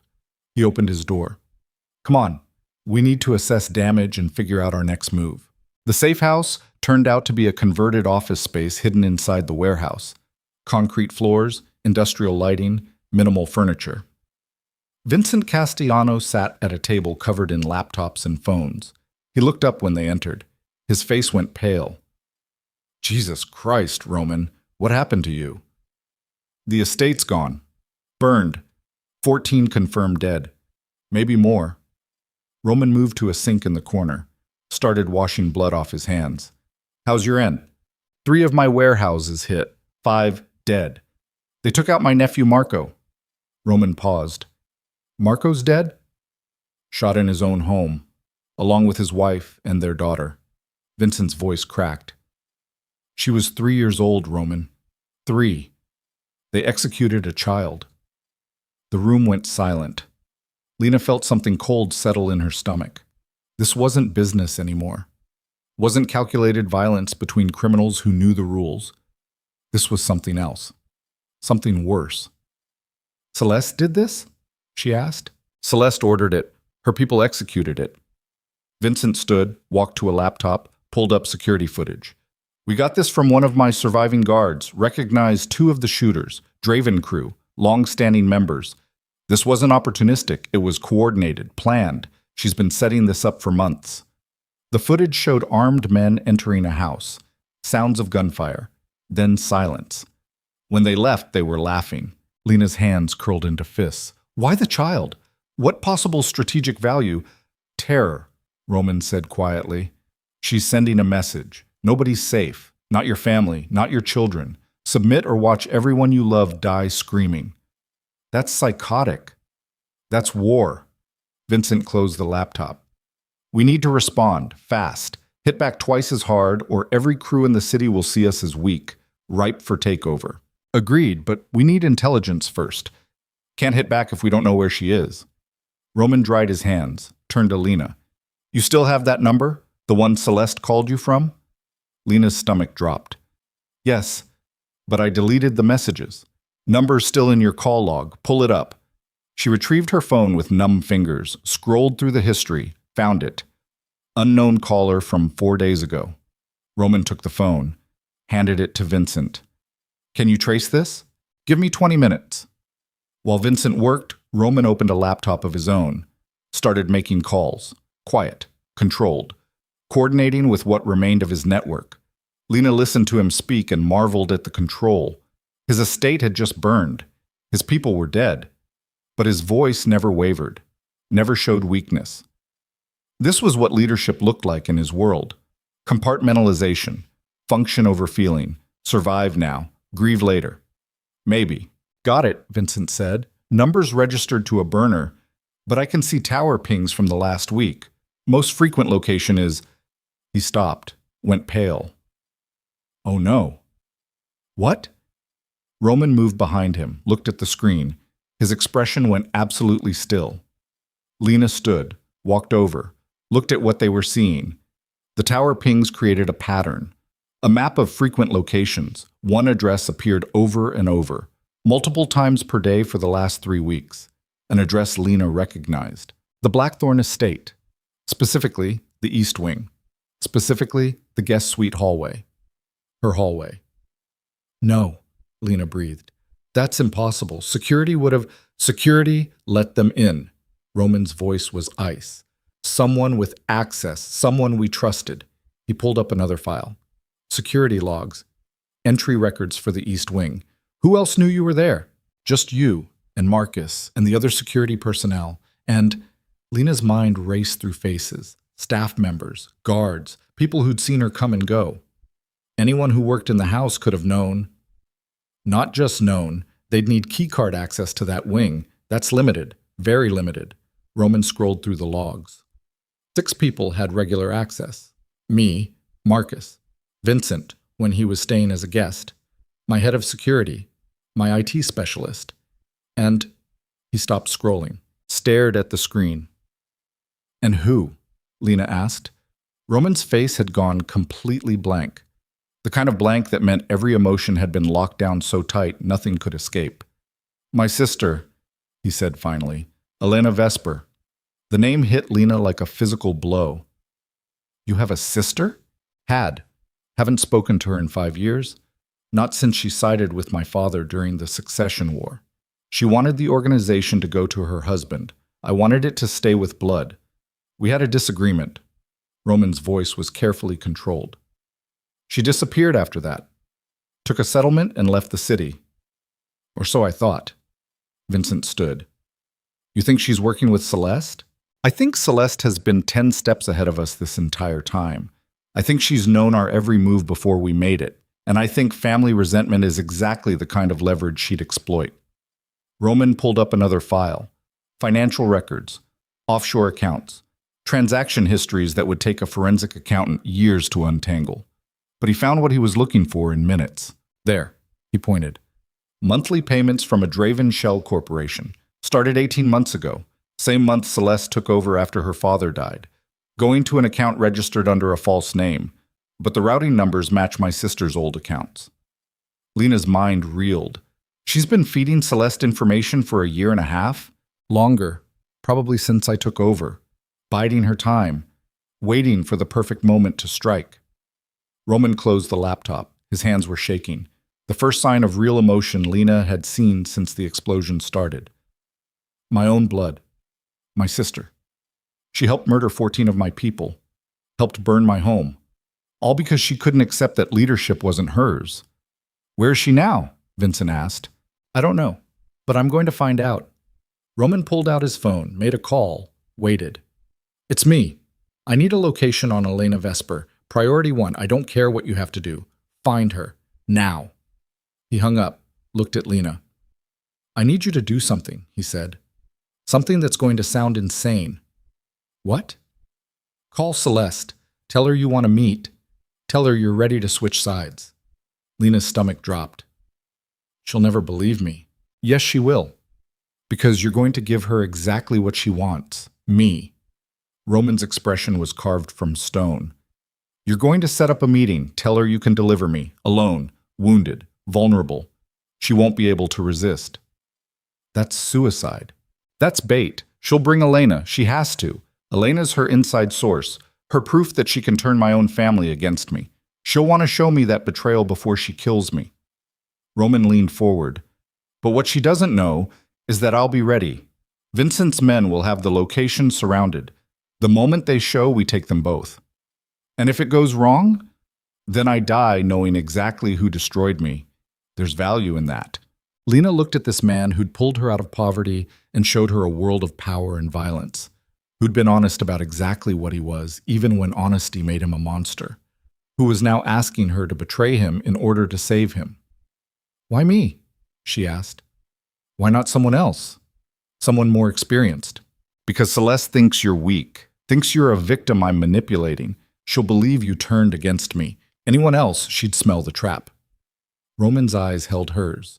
And because I trust you, even now, even after everything, I trust you. The words were weapons disguised as gifts. Lena felt them sink in, felt the weight of what he was asking settle onto her shoulders. She could say no, could walk away right now, take her chances in the world beyond this warehouse. But Roman had been right about one thing. She'd seen too much, knew too much. The Dravens wouldn't let her live. Neither would any other organization that thought she might spill secrets. Her only path forward was through. Okay, Lena said. I'll do it. Roman nodded once, handed her the phone with Celeste's number pulled up. Make the call. Tell her you're done.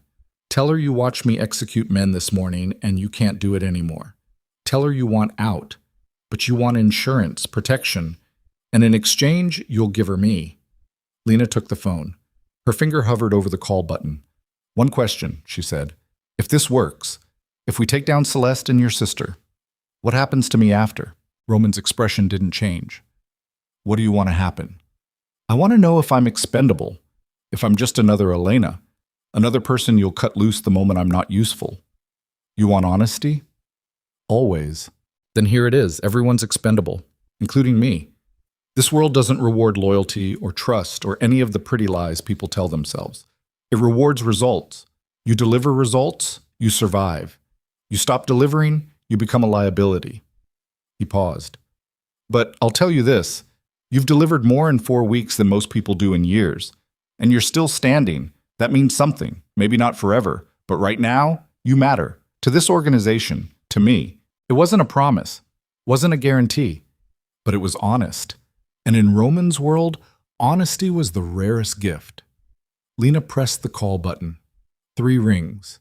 Then Celeste's smooth voice. Lena, I was wondering when you'd call.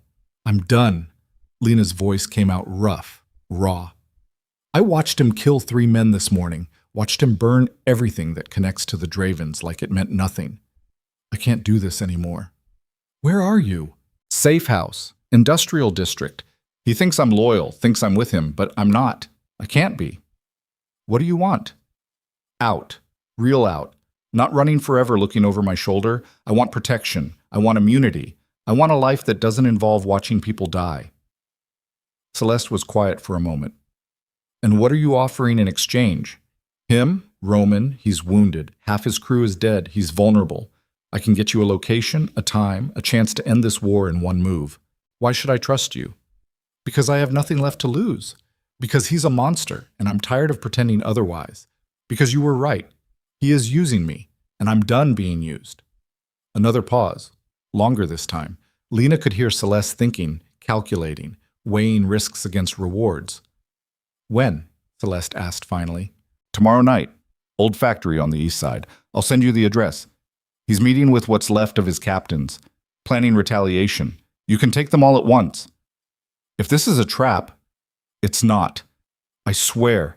I just want out. Please. The desperation in her voice was real. Lena didn't have to fake it. She was desperate. Desperate to survive. Desperate for this nightmare to end. Desperate to find some version of herself that could live with everything she'd done. I'll be there, Celeste said. But Lena, if you're lying to me, what I do to you will make Roman's executions look merciful. The line went dead. Lena lowered the phone, looked at Roman. She's coming. Roman took the phone back, started texting coordinates to Vincent's people, positioning pieces on a chessboard only he could see. Get some rest, he said. Tomorrow's going to be brutal. Rest. Like she could sleep. Like she could close her eyes and not see Marcus's body in the tunnel, or the 3 men Roman had killed in the garage, or the cold calculation in Celeste's voice when she'd threatened torture. Lena walked to a couch in the corner, sat down, stared at the concrete walls and tried to remember who she'd been before all this. The graduate student with dreams and a future? The daughter who'd sat beside hospital beds reading statistics textbooks while her mother slept. That person was gone. Buried under blood and gunfire and choices that couldn't be unmade. In her place was someone else, someone harder, colder, someone who could lie to a crime boss and set up an ambush and not feel anything except the grim satisfaction of pieces falling into place. Lena closed her eyes, didn't sleep, just waited for dawn and whatever fresh hell it would bring. When morning came, Roman was already awake, planning, coordinating. Vincent worked beside him. 2 men who'd threatened each other weeks ago, now united by shared loss and common enemy. The factory's ready, Vincent said. My people are in position. Rooftop, adjacent buildings, street level. Celeste won't make it 10 feet before we have her surrounded. What about Elena? Roman's voice was flat, empty. She'll be with Celeste. She has to be. We take them both. No hesitation, no mercy. Roman nodded, looked at Lena. You need to be there. Need to sell this. Celeste has to believe you're really turning me over. What do I do? Lead me in. Hands bound, gun to my back. Make it look like you captured me. She'll want to gloat, want to see me broken before she kills me. That's when Vincent's people move. And if she shoots you on sight, then I die. But you survive. Vincent will make sure of that. You'll be protected, given a new identity, a way out. Lena's throat tightened. I don't want a new identity. I want this to work. Then make it work. You're the linchpin. The whole plan hinges on your performance. The weight of it crushed down on her. Everything depended on her ability to lie convincingly to a woman who'd been lying professionally for years. One wrong word, one false note. Everyone died. The day dragged. Lena couldn't eat, couldn't focus. Just paced the safe house while Roman and Vincent finalized details and coordinates and fallback positions. At 6 p.m., they started prep. Roman stripped off his shirt, let Vincent inflict superficial wounds, cuts that bled but weren't deep, bruises that looked worse than they were, creating the illusion of a man who'd been beaten, captured, broken. When they were done, he looked like hell. Blood dripped from his temple. His eye was swelling. His lip was split. How do I look? He asked Lena. Like someone who lost? Perfect. They drove to the factory in an unmarked van, Vincent at the wheel, Lena and Roman in the back. He sat with his hands bound behind him, practicing, making sure the zip ties looked real but could be broken if necessary. Remember, Vincent said, my people won't move until you give the signal. The word is mercy. You say that everything happens at once. What if I can't get the word out? Lena asked. Then we wait for a clear shot and take it anyway. But it's better if we have the signal. Cleaner. They pulled up to the factory 15 minutes early. The building loomed against the darkening sky. Broken windows, rusted metal. The perfect place for betrayals and executions. Vincent's people were invisible, hidden in shadows and surrounding structures. Lena knew they were there because Vincent said so. But she couldn't see them, couldn't hear them. That either meant they were very good or very dead. Radio check, Vincent said into his phone. Listened, nodded. Everyone's in position. Celeste's convoy is 3 minutes out. 2 vehicles, 6 people total. Roman closed his eyes. Took a slow breath. When he opened them again, all emotion had been locked away. He was a mask, a performance. A man playing the role of defeat. You ready? He asked Lena. No. Good. Fear sells better than confidence. He positioned himself. Hands behind his back, head down. Let's do this. Lena pulled the Glock from her holster, pressed it against Roman's spine. They walked toward the factory entrance together. Predator and prey. Betrayer and betrayed. Headlights swept across them. 2 black SUVs pulled into the lot. Stopped. Engines idling, doors opened. Celeste emerged first. She wore black. Simple. Elegant. Dangerous. Her hair was pulled back, face sharp in the harsh factory lights. She looked at Lena and Roman and smiled. Well, well, you actually delivered. I'm impressed. Behind her, 5 men exited the vehicles, armed, alert, scanning for threats.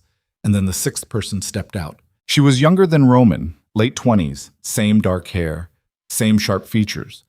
But where Roman's eyes were calculating, hers burned with fury barely contained. Elena Vesper looked at her brother and spat on the ground. Hello, Roman, she said. Miss me? Roman's face stayed blank, but Lena felt him tense, felt the weight of 5 years of betrayal and family warfare condense into this single moment. Elena, he said quietly, I hoped it wasn't you. Of course it was me. Who else hated you enough to burn your entire world? She walked closer, circled him like a predator. You stole what was mine. Father promised me, promised my husband, and you murdered him and took it anyway. Father promised everyone everything. It was his favorite manipulation tactic. Don't you dare speak about him like that. Elena's hand shot out, slapped him hard enough that his head snapped sideways. He built this empire, and you destroyed his legacy the moment you took control. I saved it. His way was dying, outdated. We would have been absorbed by the Castellanos or the Dravens within 5 years. So instead you allied with Castellano and went to war with us? Celeste's voice cut through. How's that working out for you, Roman? Your estate's ashes. Your people are dead, and you're standing here beaten and bound, delivered by the woman you thought you could control. She looked at Lena. You did excellent work. I'm genuinely impressed. I didn't think you had it in you. Lena kept the gun pressed to Roman's back, kept her expression neutral. I just want out. You promised protection, and you'll have it after I'm done here. Celeste pulled her own weapon, walked toward Roman. You know what the best part is? Your sister came to me. I didn't recruit her. She found me 3 weeks after your father's funeral. Told me she'd give me everything I needed to destroy you. All she wanted in return was to watch you die. Family values, Roman said dryly. How touching. Joke all you want. You're still going to die here, alone, betrayed by the 2 women closest to you. That's poetic. Celeste raised the gun, pointed it at Roman's head. This was it. The moment. Lena's cue. But something felt wrong. The men with Celeste weren't in the right positions. They'd fanned out, created crossfire angles, like they knew about the ambush, like they were ready for it. Lena's blood went cold. Now, Celeste said softly. Gunfire erupted from 6 different directions at once, but not at Celeste, at the positions Vincent's people occupied. Muzzle flashes lit up the darkness. Vincent's men returned fire. The factory yard became a war zone in seconds. Celeste smiled, looked at Lena. Did you really think I'd fall for something this obvious? I've been playing this game since before you could drive, sweetheart. I knew this was a trap the moment you called. She gestured to her men. We pinged your phone, found Vincent's people yesterday, replaced them with ours. The men shooting at us right now? They're shooting blanks at empty positions. Lena's stomach dropped. No, this couldn't be happening. Roman's eyes met hers, and in them she saw something that made her want to scream. He'd known this might happen, and he'd sent her anyway. Roman? Lena's voice cracked. Tell me you didn't know. Tell me this wasn't... I suspected, he said quietly. Celeste is too smart to fall for obvious bait, so I needed to make sure the bait was real. Needed you to believe it, so your fear would sell the lie. You used me. I used everyone, including myself. This isn't about winning, Lena. It's about gathering information. Now I know Elena's working with her. Know Celeste has technical capability to track phones and replace surveillance teams. Know exactly what I'm up against. And you thought that was worth my life? I thought it was worth the gamble. Celeste laughed. Oh, this is delicious. She actually believed you cared about her. Roman, you haven't changed at all. Still sacrificing pieces to protect your king. She pointed the gun at Lena instead. But here's the thing. I don't need a king. I need a clean board. So you both die tonight, and Elena gets to watch her brother finally pay for what he took from her. Lena's mind raced. The gun in her hand was pressed to Roman's back. Useless. Vincent's ambush had failed. They were surrounded, outgunned, outmaneuvered. They were going to die here. Unless... Lena thought about statistical models, about variables and constants, about the one piece Celeste couldn't have accounted for because it was too stupid, too reckless, too unlikely. She dropped the gun from Roman's back, raised it, aimed not at Celeste, not at Elena, at the fuel tank on one of the SUVs. Fired 3 times. The tank ruptured. Gas poured out, met the hot engine block. The SUV exploded. The blast wave hit like a wall. Everyone went down. Lena grabbed Roman, ran. His hands were still bound, but his legs worked fine. They sprinted toward the factory entrance while chaos erupted behind them. Second explosion as the other SUV caught fire. Screaming, gunfire, confusion. Inside the factory was dark. Machinery. Shadows. Lena fumbled with the zip ties on Roman's wrists. Her hands shook so badly she couldn't get them loose. Leave it, Roman said. We need to move. Find another exit. Get to... The gunshot sounded like thunder. Roman jerked, stumbled. His face went pale. He'd been hit. Lena caught him before he fell. Blood spread across his shirt, high on the left side, close to his heart. No! Lena pressed her hand against the wound. Blood pulsed between her fingers. Stay with me. We're getting out. Run. Roman's voice was weak. Lena, run. Leave me. I'm not leaving you. You have to. They're coming. You run or you die here with me. Footsteps echoing in the factory. Multiple people, spreading out, searching. Lena looked at the man who'd saved her from poverty and dragged her into hell, who'd used her and trusted her and was now bleeding out in her arms. She could run, save herself, let him die here alone. Or she could stay. Fight. Probably die. But die as someone who didn't abandon people when it mattered. The choice crystallized with perfect clarity. Lena pulled the knife from Roman's belt, cut through the zip ties on his wrists, hauled him to his feet with strength she didn't know she had. "We're leaving together," she said, "or we're dying together. You don't get to sacrifice me." "Not today." Roman stared at her. Blood dripped from his mouth. "You're insane." "I learned from the best." They moved deeper into the factory. Roman leaned heavily on her. Each step left a trail of blood on concrete. Behind them, voices called out. Elena's high and furious. Celeste's cold and controlled. They were being hunted. And somewhere in the darkness, Lena realized with perfect, terrible clarity that the only way out was through violence she'd never imagined herself capable of. She'd become exactly what Roman had seen in her that first night in the kitchen, someone dangerous enough to survive. The question was whether survival was worth what it would cost her soul. They moved through the factory like ghosts bleeding into darkness. Roman's weight dragged on Lena's shoulder. Each step left crimson footprints on concrete dusted with decades of rust and neglect. His breathing came in shallow gasps that rattled wet in his chest. The bullet had punctured something vital. Maybe his lung, maybe worse. "Keep moving." Lena's voice came out harder than she felt. "We find an exit. Get you to a hospital." "No hospitals." Roman coughed. Blood sprayed from his lips. "They'll report gunshot wounds. Police. Questions. Celeste has people everywhere." "Then you die." "Maybe." "Not maybe. Definitely. You're bleeding out." "Been shot before. Survived." "You were younger then? Stronger?" "Had a full medical team on standby." Lena adjusted her grip as they rounded a corner into what looked like an old assembly line. Conveyor belts frozen in permanent stillness. Machinery that hadn't moved in 20 years. "Now you have me, and I don't know how to fix a sucking chest wound." Roman's laugh turned into a cough. "More blood." "Then improvise. You're good at that." Behind them, voices echoed off metal and concrete. Getting closer. Celeste's people were methodical, professional, sweeping the factory floor by floor. Lena counted footsteps. At least 4 people. Maybe more. All armed. All hunting. She pulled Roman behind a rusted industrial press, set him down as gently as she could. His face had gone gray. Sweat poured down his temples despite the cold. Shock was setting in. "I need to stop the bleeding." Lena pulled off her sweater, pressed it against the wound. Roman hissed through his teeth but didn't cry out. "This is going to hurt." "Everything hurts. Quit narrating and do it." She applied pressure.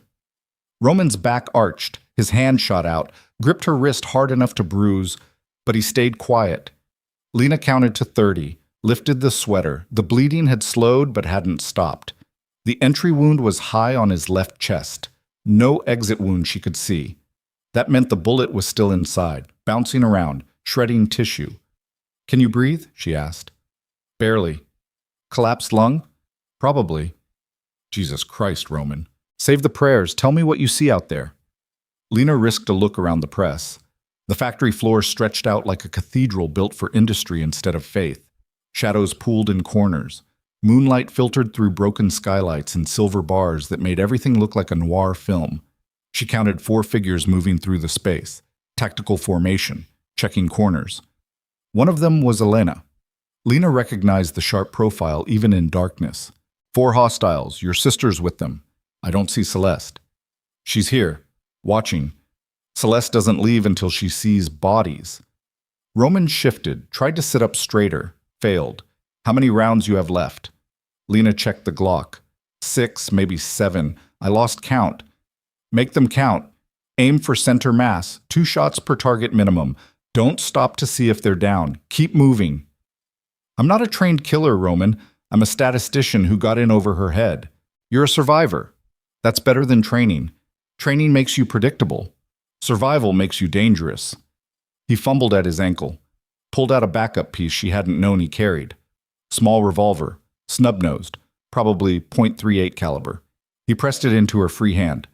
5 rounds, point blank only. This thing couldn't hit a target past 10 feet, even if you were a marksman. Lena took the gun. Her hands were slick with Roman's blood.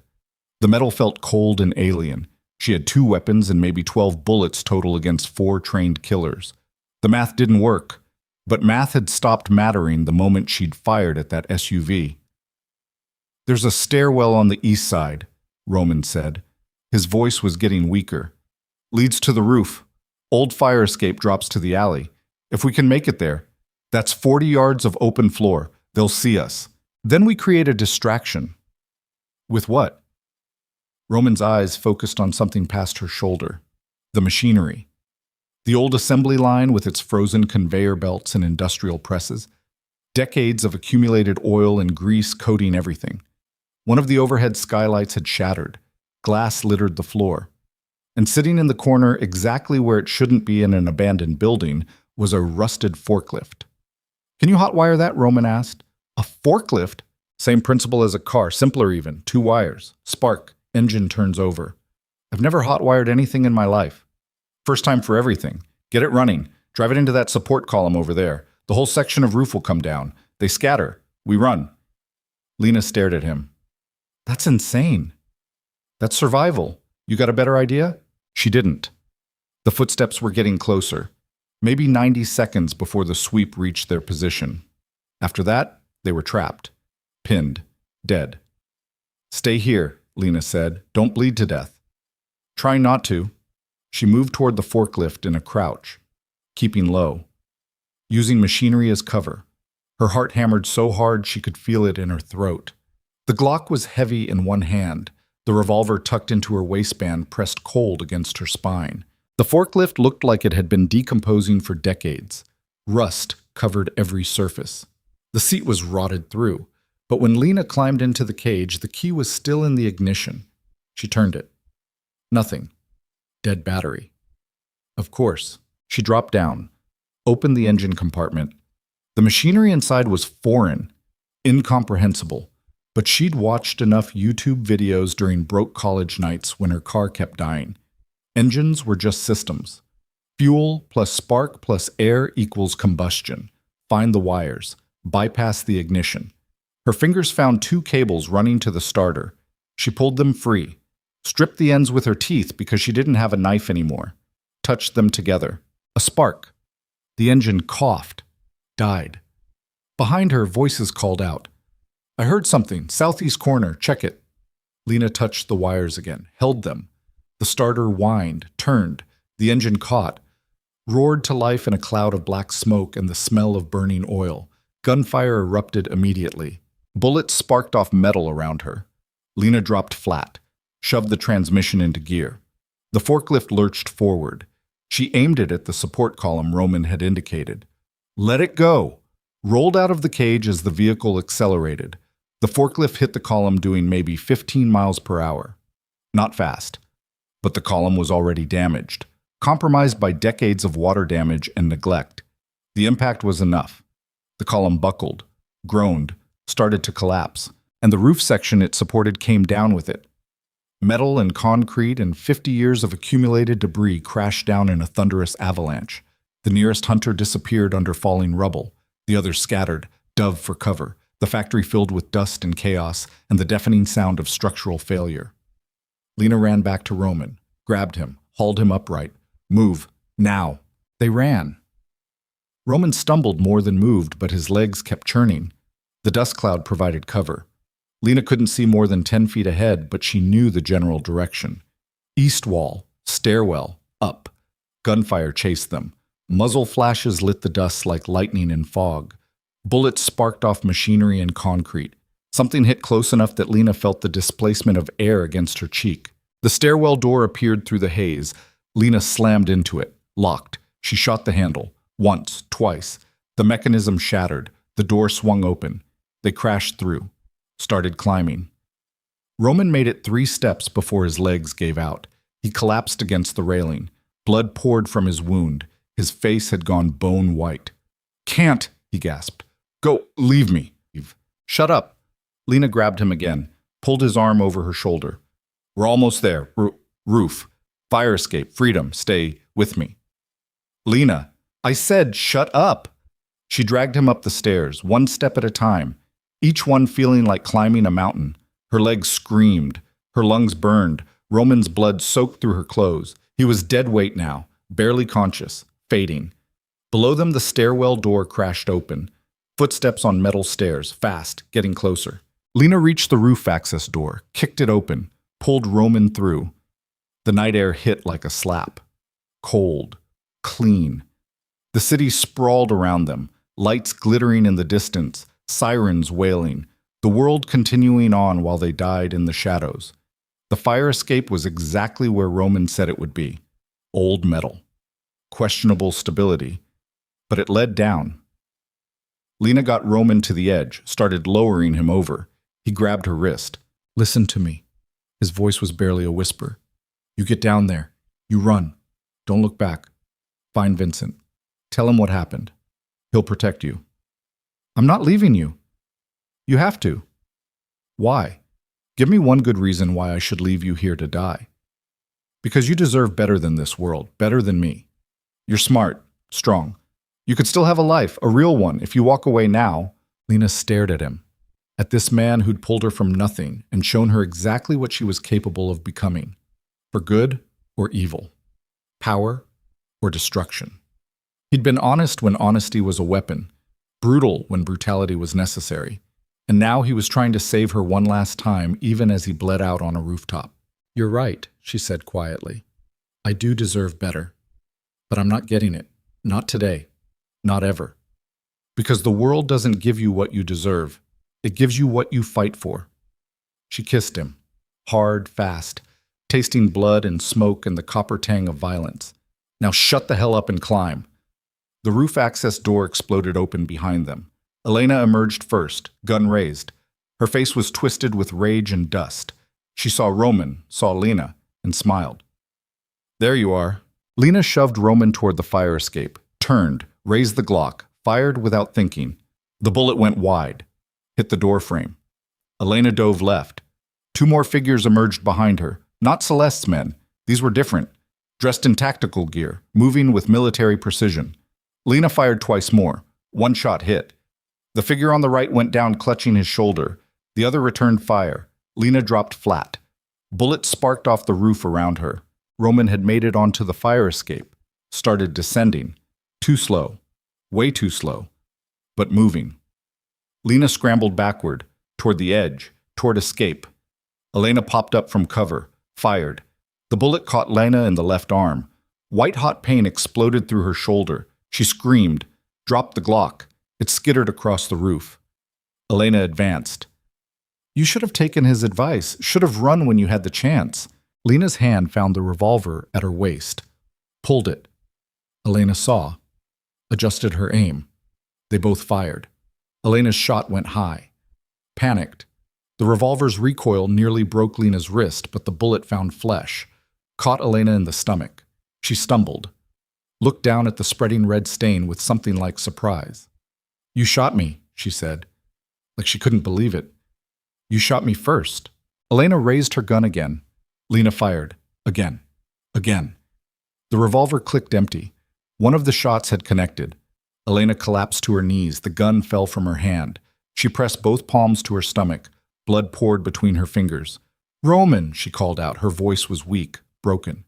"Brother, please." Roman had stopped on the fire escape, looked back up, saw his sister dying on the roof. For a moment, his face showed something Lena had never seen before. Grief, real and raw and devastating. Then it was gone, locked away behind iron control. "You made your choice," he said quietly. "Live with it." He continued down. Lena moved to the fire escape. Her wounded arm hung useless at her side. Every movement sent lightning bolts of pain through her shoulder. She could see bone through the torn flesh. The bullet had gone clean through. Small mercy. Elena was still alive, still conscious, watching Lena with eyes that held pure hatred. "He'll do the same to you," she gasped. "Use you, discard you. He's incapable of anything else." "Maybe." Lena started down the fire escape. "But that's my choice to make, not yours." She descended into the alley. Roman had made it to the bottom. He leaned against the wall, barely standing. His shirt was soaked red. His breathing was shallow and wet. "We need a car," Lena said. "Hospital, actual medical care, or you die in the next hour." Vincent's safe house, 3 blocks north. Code is, I know the code. I was there this morning. Remember? Right, hard to think. Blood loss. Yeah, I noticed. They stumbled into the alley. Lena supported Roman with her good arm. Her wounded shoulder screamed with every step. Blood dripped from her fingertips, left a trail on the asphalt. They were two broken people barely holding each other upright, moving through darkness toward a destination that felt impossibly far away. Behind them, the factory burned. The explosions had started fires. Flames climbed toward the sky. Sirens wailed closer. Fire trucks. Police. Soon the area would be swarming with first responders asking questions nobody would answer. They made it 1 block before Roman collapsed. Lena caught him, lowered him to the ground as gently as she could. His eyes were closed. His pulse was thready, weak. He was going into shock. Maybe worse. Roman, stay with me. Come on, we're almost there. No response. Lena looked around. The street was empty. Industrial buildings shuttered for the night. No cars, no people. Just her and a dying man in 3 blocks that might as well have been 3 miles. She tried to lift him, couldn't. Her wounded arm was useless. Her good arm didn't have the strength. He was too heavy, too far gone. Headlights swept around the corner. Lena's hand went to the empty gun at her waist. She was out of ammunition, out of options. If this was Celeste's people, it was over. The vehicle stopped. A black Mercedes. The door opened. Vincent Castellano stepped out. He looked at Lena and Roman, took in the blood, the wounds, the desperation. Get him in the car, he said. Now. Lena didn't ask questions. Vincent grabbed Roman's shoulders. Lena took his legs. They loaded him into the back seat. Vincent drove. Fast. Aggressive. Weaving through streets like a man who'd done this before. What happened? He asked. Everything went to hell. The ambush was compromised. They knew we were coming. Replaced your people. It was a trap. Elena? Dead or dying. I shot her. Vincent's jaw tightened. And Celeste? Still out there? Still hunting us. Then we need to disappear. All of us. Tonight. He pulled out his phone, made a call, spoke in rapid Italian, hung up. I've got a doctor meeting us at the safe house. Ex-military. Asks no questions. He'll stabilize Roman. After that, we evacuate. I've got a ship leaving the harbor at dawn. Takes us to international waters. From there, anywhere we want. You're running? I'm surviving. There's a difference. Celeste destroyed half my organization tonight. Killed my nephew and his family. I stay. I'm dead within a week. Roman stays, same story. We get out. Regroup. Come back stronger. Lena looked at Roman's unconscious form in the back seat. His breathing was so shallow she had to watch carefully to see his chest move. He was dying. Slowly but certainly. Even if the doctor could stabilize him, he'd need weeks of recovery, maybe months. And Celeste would be hunting them the entire time. What about her? Lena asked. We just let her win? We let her think she won. Big difference. She'll consolidate power, take over territory, get comfortable. That's when we strike. When her guard's down. When she thinks she's safe. The Mercedes pulled into the warehouse district. Same building from this morning. Vincent punched the code.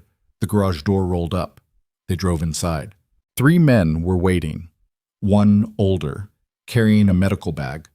The doctor. The other 2 were Vincent's people, armed, alert. They pulled Roman from the car, carried him inside, laid him on a table cleared for surgery.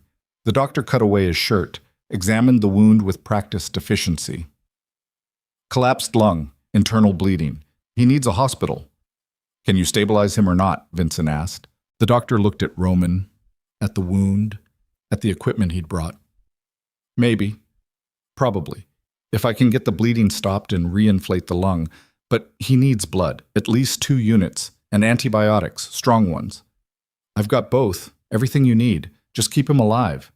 The doctor nodded, started working. Lena watched him insert a chest tube, watched blood and air bubble out, watched Roman's face stay deathly pale even as his breathing improved slightly. Vincent pulled her aside. You're wounded. It's just my arm. Just your arm is bleeding all over my floor. Sit down. Let me look. Lena sat. Vincent examined the bullet wound with surprising gentleness. Clean through. Missed the bone. You're lucky. Don't feel lucky. You're alive. Roman's alive. That's luckier than most people get tonight. He pulled supplies from a cabinet. Antiseptic, bandages. This is going to hurt. He poured antiseptic directly into the wound. Lena's vision went white. She bit down on her lip hard enough to draw blood, but didn't scream. Vincent worked quickly, packed the wound, wrapped it tight. Keep pressure on it. Don't use that arm for at least 2 weeks. You'll need antibiotics too. I'll get you some. Thank you. Don't thank me yet. We're not out of this. Vincent looked at Roman on the table. The doctor was working, stabilizing, but Roman still looked more dead than alive. He's got maybe a 60% chance of making it through the night. Less if infection sets in. What are our chances of making it to that ship? Depends on how fast Celeste figures out where we are. She's smart. She'll check hospital records, morgues, safe houses. She'll find us eventually. How long do we have? Hours? Maybe less. Vincent pulled out his phone, checked messages.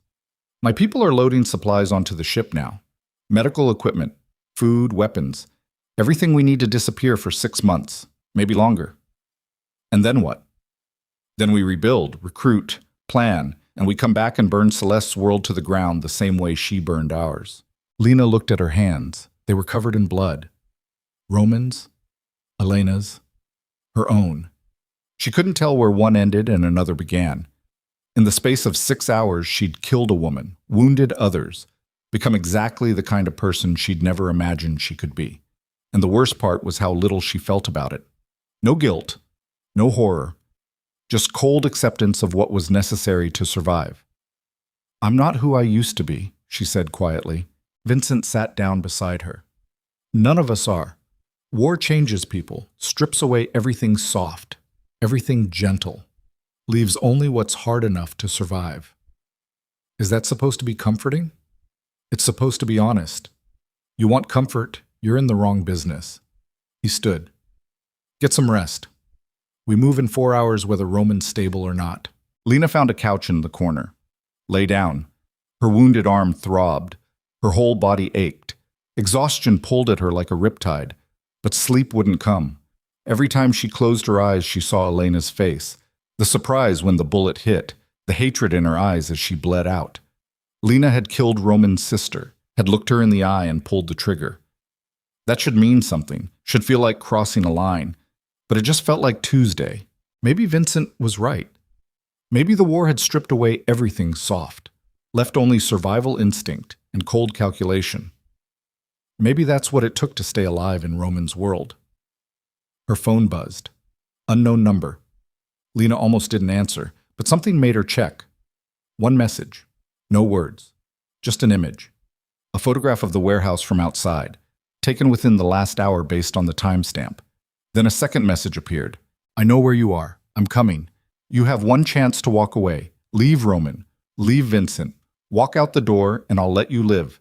Stay and you die with them. You have 10 minutes to decide. See. Lena stared at the message. Her heart hammered. Celeste had found them. Was outside right now, probably with an army, and she was offering one final way out. Leave Roman and live. Stay and die. The choice should have been easy. Lena had known this man for 6 weeks, had been used by him, manipulated, nearly killed multiple times because of his war with the Dravens. She owed him nothing, could walk away with a clear conscience. But Roman had seen her when she was invisible, had given her purpose when she had none, had been brutally honest about what he was and what she would become if she stayed. No lies, no pretense, just raw truth. And tonight on that roof, he'd tried to save her, tried to send her away, sacrifice himself so she could have a chance at something better. She'd refused. She'd chosen to stay, and that choice defined everything that came after. Lena stood, walked to where Vincent was coordinating with his people, showed him the message. Vincent's face went hard. She's bluffing, trying to divide us. What if she's not? Then we fight. Here, now, with everything we have. He looked at his men, defensive positions. She comes through that door, we light her up. No mercy, no prisoners. The 2 guards moved immediately, taking positions, loading weapons. Vincent handed Lena a fresh Glock, full magazine. You know how to use this now? I'm learning. Learn fast. The doctor looked up from Roman's table. I need another 20 minutes. He's not stable enough to move. You've got 10. Maybe less. Work faster. The doctor's hands moved with increased urgency. Lena watched Roman's face. He was unconscious, pale, dying, completely unaware that Celeste was outside preparing to finish what she started. Lena's phone buzzed again. 8 minutes. I'm not bluffing, Lena. Walk away or burn with them. Last chance. Lena turned off her phone, dropped it on the ground, stepped on it until the screen shattered. Vincent smiled. Guess that's your answer. Guess so. They waited in silence, weapons ready, watching the door. Seconds crawled past. Lena's wounded arm throbbed in time with her heartbeat. Her mouth was dry. Her hands were steady. She'd crossed too many lines to turn back now, killed too many people, committed too many sins. There was no redemption waiting on the other side of that door. Just more violence, more death, more choices that would carve away pieces of her soul until nothing recognizable remained. But she'd be alive, and she'd be standing beside the only people left in this world who understood what that survival cost. The garage door exploded inward, not opened. Exploded, breaching charges ripping metal from its moorings. The concussive blast knocked everyone backwards. Lena's ears rang. She couldn't hear, couldn't think, just reacted. Figures poured through the smoke. Armed, tactical, professional. Gunfire erupted from both sides. Vincent's men returned fire from their positions. Muzzle flashes lit the warehouse like a strobe light. Bullets sparked off concrete and metal. Someone screamed. Lena couldn't tell which side. She raised the Glock, fired at shapes moving through the smoke. Once, twice, 3 times. Didn't know if she hit anything, didn't care, just kept firing until the slide locked back empty. A figure emerged from the smoke directly in front of her. Tactical gear, face covered, weapon raised. Lena dove sideways, grabbed the first thing her hand found, a wrench from the floor. Heavy, metal. She swung it with everything she had, connected with the figure's knee, heard something crack. The figure went down. Lena hit them again, in the head, again, until they stopped moving. More figures, more gunfire. The warehouse was a kill box. Lena crawled toward cover, found Vincent behind a concrete pillar. Blood poured from a gash on his forehead. We can't hold, he shouted. Too many of them. The ship. It's 3 blocks away. Then we run 3 blocks. Vincent looked at Roman, still on the table, still unconscious. The doctor was gone, probably dead in the initial blast. Roman was alone, vulnerable, helpless. I'll carry him. Lena grabbed Roman's arm. Help me. Vincent hesitated. For one terrible moment, Lena thought he'd refuse, leave Roman to die and save himself. But then he moved, grabbed Roman's other arm. Together they lifted him off the table. A bullet sparked off the pillar beside Lena's head. They ran for the back exit. One of Vincent's men provided covering fire. The other was dead. Sprawled on the concrete in a spreading pool of blood, they crashed through the back door into the alley. Roman's weight dragged between them. His head lolled. Blood dripped from his wound. The chest tube swung loosely. Lena didn't know if he was alive or dead. Didn't have time to check. Behind them, footsteps. Shouts. More gunfire. They ran through alleys, between buildings. Roman's feet dragged on pavement. Lena's lungs burned, her wounded arm screamed. Vincent's breathing came in ragged gasps. The harbor appeared ahead. Ships lined the docks, lights reflecting off black water. And there, at the end of the 3rd pier, a cargo vessel. Small, nondescript, perfect for disappearing. Men waited on the deck, Vincent's people. They saw them coming, started the engines, prepared to cast off. 50 yards to safety, 40, 30. Gunfire erupted behind them. Bullets sparked off the dock. One of Vincent's men on the ship returned fire, heavy caliber, covering their approach. 20 yards. Lena's foot hit something slick. She stumbled, nearly fell. Vincent caught her, kept them moving. 10 yards.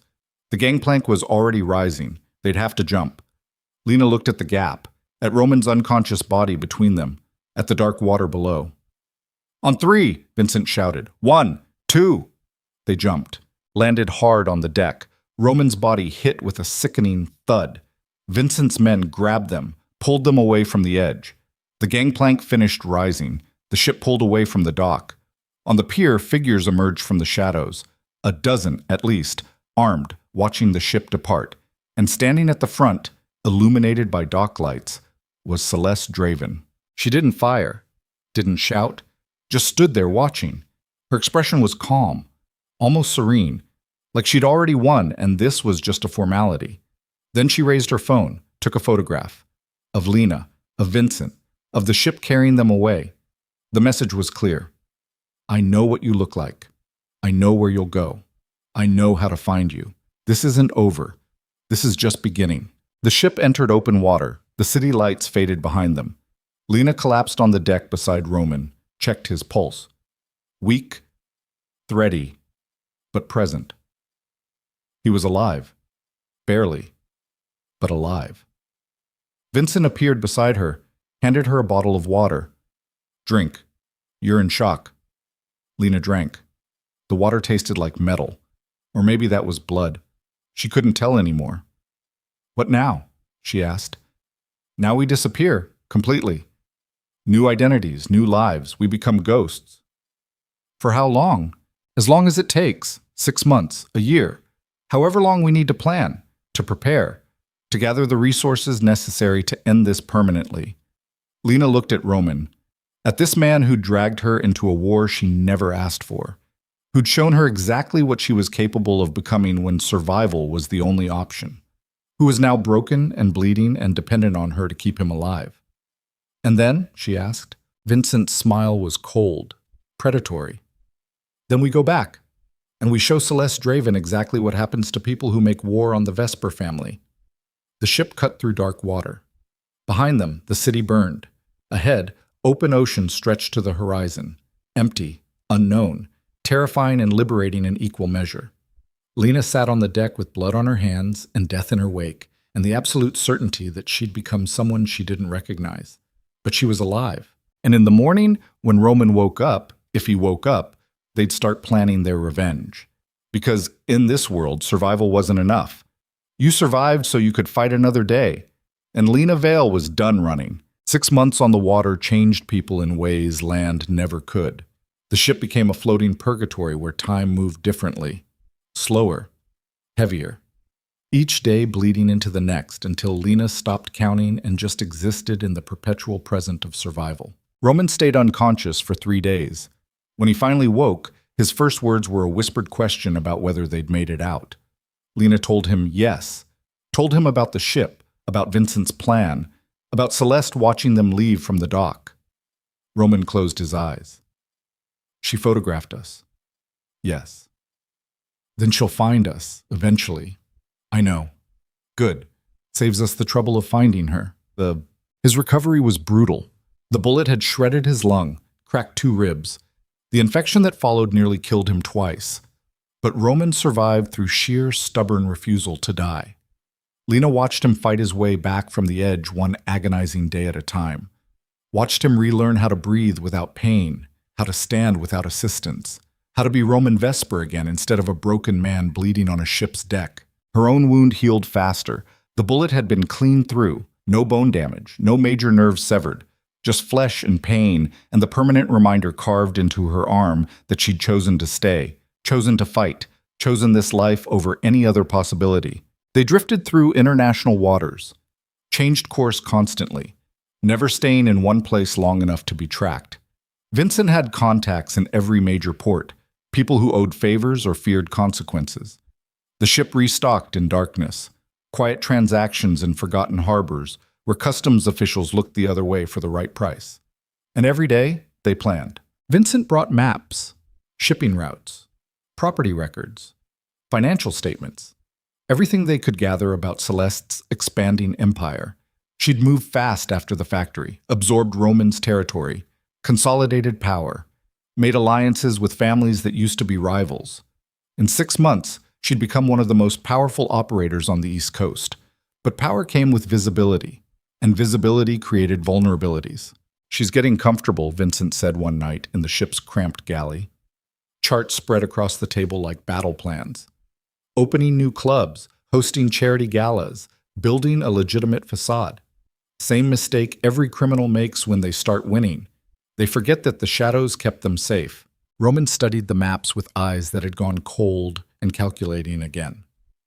The fever-bright delirium of those first weeks had been replaced by something harder, sharper. He looked like himself again, but different.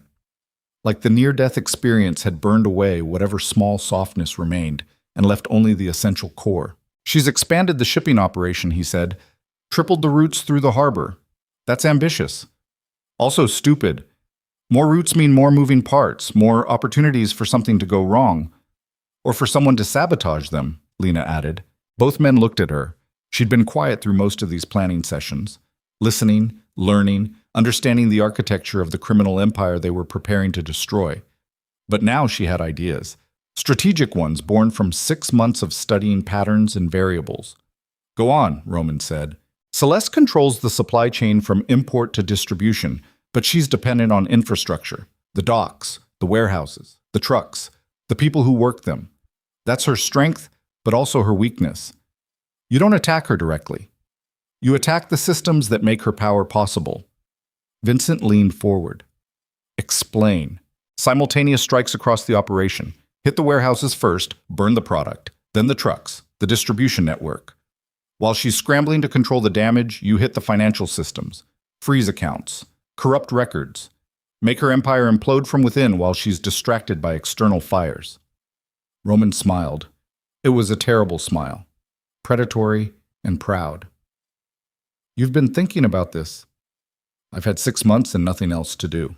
It's good, aggressive, but it requires resources we don't have anymore. My organization is scattered. Most of my people are dead or working for Celeste now. We don't have the manpower for coordinated strikes. We don't need your people, Lena said. We need people Celeste has made enemies with. The families she pushed out when she expanded, the operators she forced into submission. They hate her. They're just too scared to move against her alone. But if we provide the spark, they'll provide the fire.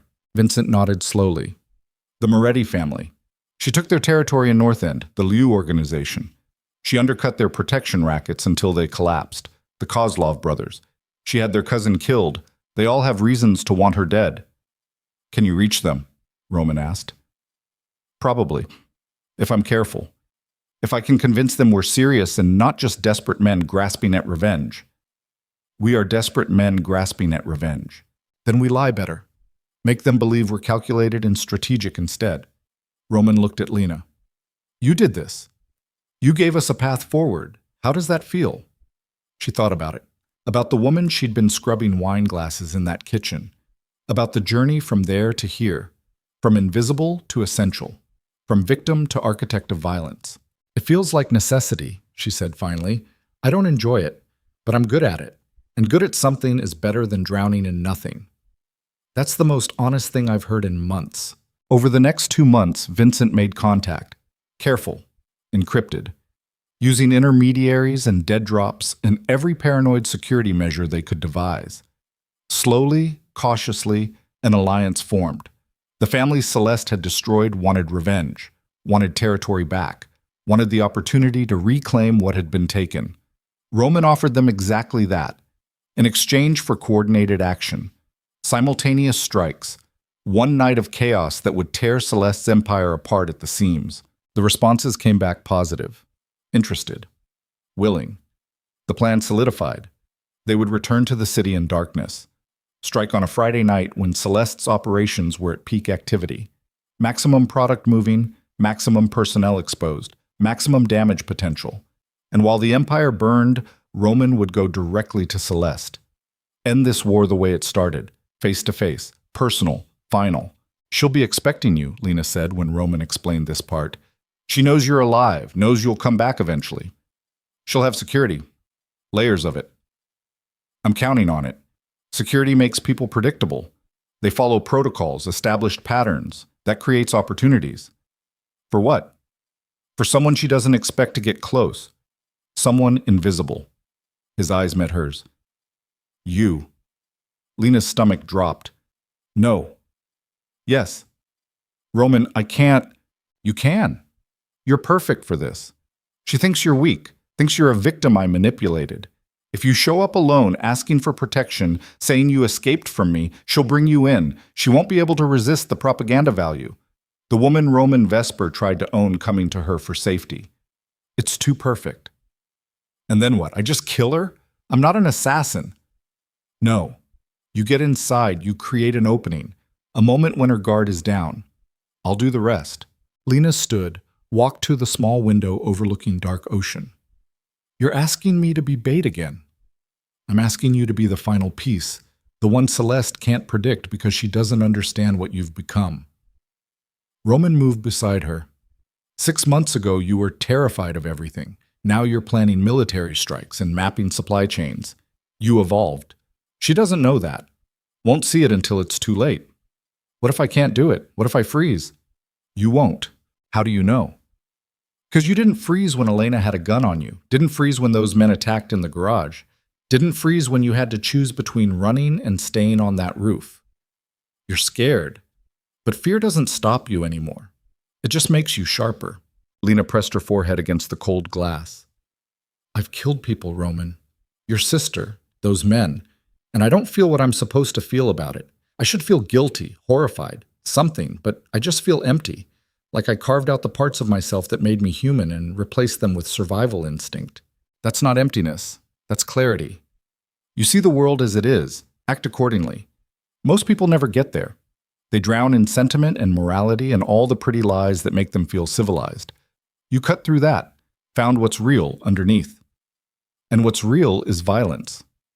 Violence is a tool, like any other. What matters is what you build with it. She turned to face him. What are we building, Roman, really? Another criminal empire? More territory and power and fear? Or are we just destroying because destruction is all we know how to do anymore? Roman was quiet for a long moment. When he spoke, his voice was softer than she'd ever heard it. I don't know. I used to think I was building something, a legacy, an organization that would outlive me. But Elena's betrayal showed me the truth. Blood doesn't guarantee loyalty. Power doesn't guarantee permanence. Everything I built could be taken. Was taken. So maybe we're not building anything. Maybe we're just making sure Celeste can't build on our graves. That's bleak. That's honest. He touched her face, gentle. But if we survive this, if we actually pull this off, maybe there's something after. A different kind of life. Not legitimate, not clean, but quieter, smaller. Something that doesn't require constant war. You really believe that? I want to. It was the most vulnerable thing she'd ever heard him say. This man who ruled through fear and calculation, admitting he wanted something beyond violence. Something like peace, even if peace was probably impossible for people like them. Lena kissed him, slow and deep and desperate, tasting smoke and salt and 6 months of survival forged in blood. When they pulled apart, she made her decision. Okay, I'll do it. I'll be your bait, your opening, whatever you need. You're sure? No, but I'm doing it anyway. Roman smiled, kissed her forehead. Then we go home. They made landfall on a moonless night 3 weeks later. A private dock owned by one of Vincent's contacts. No customs, no records. They simply appeared in the city like ghosts returning to haunt familiar streets. The place looked the same, but felt different. Lena had been gone 8 months. In that time, Celeste had reshaped the criminal landscape. Her clubs dotted the waterfront. Her people worked the docks. Her influence reached into City Hall and the police department. She'd become exactly what Roman used to be. Untouchable. Feared. Powerful. But every empire had fractures, and they were about to exploit every single one. The coordinated strikes happened at midnight on a Friday. The Moretti family hit 3 warehouses simultaneously, burned them to the ground with all the product inside. The Liu organization targeted the truck routes, hijacked shipments, killed drivers. The Kozlov brothers went after Celeste's financial operations, hacked accounts, destroyed records, created chaos in the digital infrastructure. And while Celeste's empire combusted across the city, Lena walked into one of her clubs alone. The place was called Eclipse. High-end. Exclusive. The kind of venue where politicians and criminals mingled over expensive cocktails and pretended the line between them still existed. Lena wore a simple black dress. No weapons, no backup. Just a woman walking in from the cold asking for shelter. Security stopped her at the door. She gave them her real name, said she needed to speak with Celeste Draven, said it was urgent, about Roman Vesper. They made her wait. 20 minutes, 30, testing her, watching to see if she'd run. But Lena had learned patience, learned to project calm even when her heart hammered against her ribs. Finally, they brought her upstairs. Private office. Luxury bordering on obscene. And sitting behind a massive desk like a queen on a throne was Celeste. She looked different than Lena remembered. Harder, more polished. Success suited her, made her dangerous in new ways. Lena Vale. Celeste's voice was smooth, amused. I wasn't expecting you, though I suppose I should have been. Where else would you go after 6 months on the run? I'm done running. Are you? Because from where I'm sitting, you look exactly like someone who's been running, scared, desperate, alone. Celeste gestured to a chair. Sit. Tell me what you want. Lena sat, folded her hands in her lap, projected vulnerability. I want protection, safety, a life that doesn't involve waiting for Roman to get me killed. Where is he? I don't know. We separated 3 days ago. He wanted to come back here, finish this war. I told him I was done, that I couldn't watch any more people die. We fought. I left. You just walked away from Roman Vesper. He let me go, said I was a liability anyway, too soft for this world. He was right. Celeste studied her, looking for tells, for cracks in the story. Lena held her gaze. Let fear show but not deception. A woman at the end of her rope telling a desperate truth. Why come to me? Celeste asked. Because you offered once, 6 months ago. You said I could walk away, that the offer stood. I'm hoping it still does. Even after you set up that trap at the factory? That was Roman's plan, not mine. I was just the bait, same as I've always been for him. Lena's voice cracked. I'm tired of being used, tired of being afraid. I just want out, real out, please. Celeste leaned back. A slow smile spread across her face. You know what I think? I think you're telling the truth. I think Roman really did let you go because you're too weak for his world, too human. And I think showing up here took more courage than you've ever had to show before. Does that mean you'll help me? It means I'll consider it. But first, you're going to tell me everything you know about Roman's plans, his resources, his allies, where he's been, what he's planning, everything. Lena took a breath. This was the moment, the opening Roman had predicted. Celeste was relaxed, confident, certain she'd won. He's been on a cargo ship, Lena said, in international waters with Vincent Castellano. They've been planning. Her phone rang. Lena looked at it, frowned. I'm sorry. I thought I turned this off. Answer it, Celeste said. Let's see who's calling. Lena answered, put it on speaker. Roman's voice filled the room. Celeste, I know Lena's with you. I know you're in your office at Eclipse. And I know that in approximately 30 seconds, your entire empire is going to start falling apart. The warehouses are already burning. The trucks are gone. Your financial systems are corrupted. Everything you built on my bones is turning to ash. Celeste's face went pale. She grabbed her own phone, started making calls, shouting orders. Her people confirmed it. The warehouses were burning, product destroyed, millions in losses. The organization was hemorrhaging. You bastard! Celeste hissed into Lena's phone. You used her again, sent her in here to distract me while you attacked. Actually, Roman said, I sent her in there because she's the only person who could get close enough to do this. Lena pulled the small device from her purse, no bigger than a phone. She'd been carrying it the entire time. Walked right through security because they'd searched for weapons, not electronics. She pressed the button.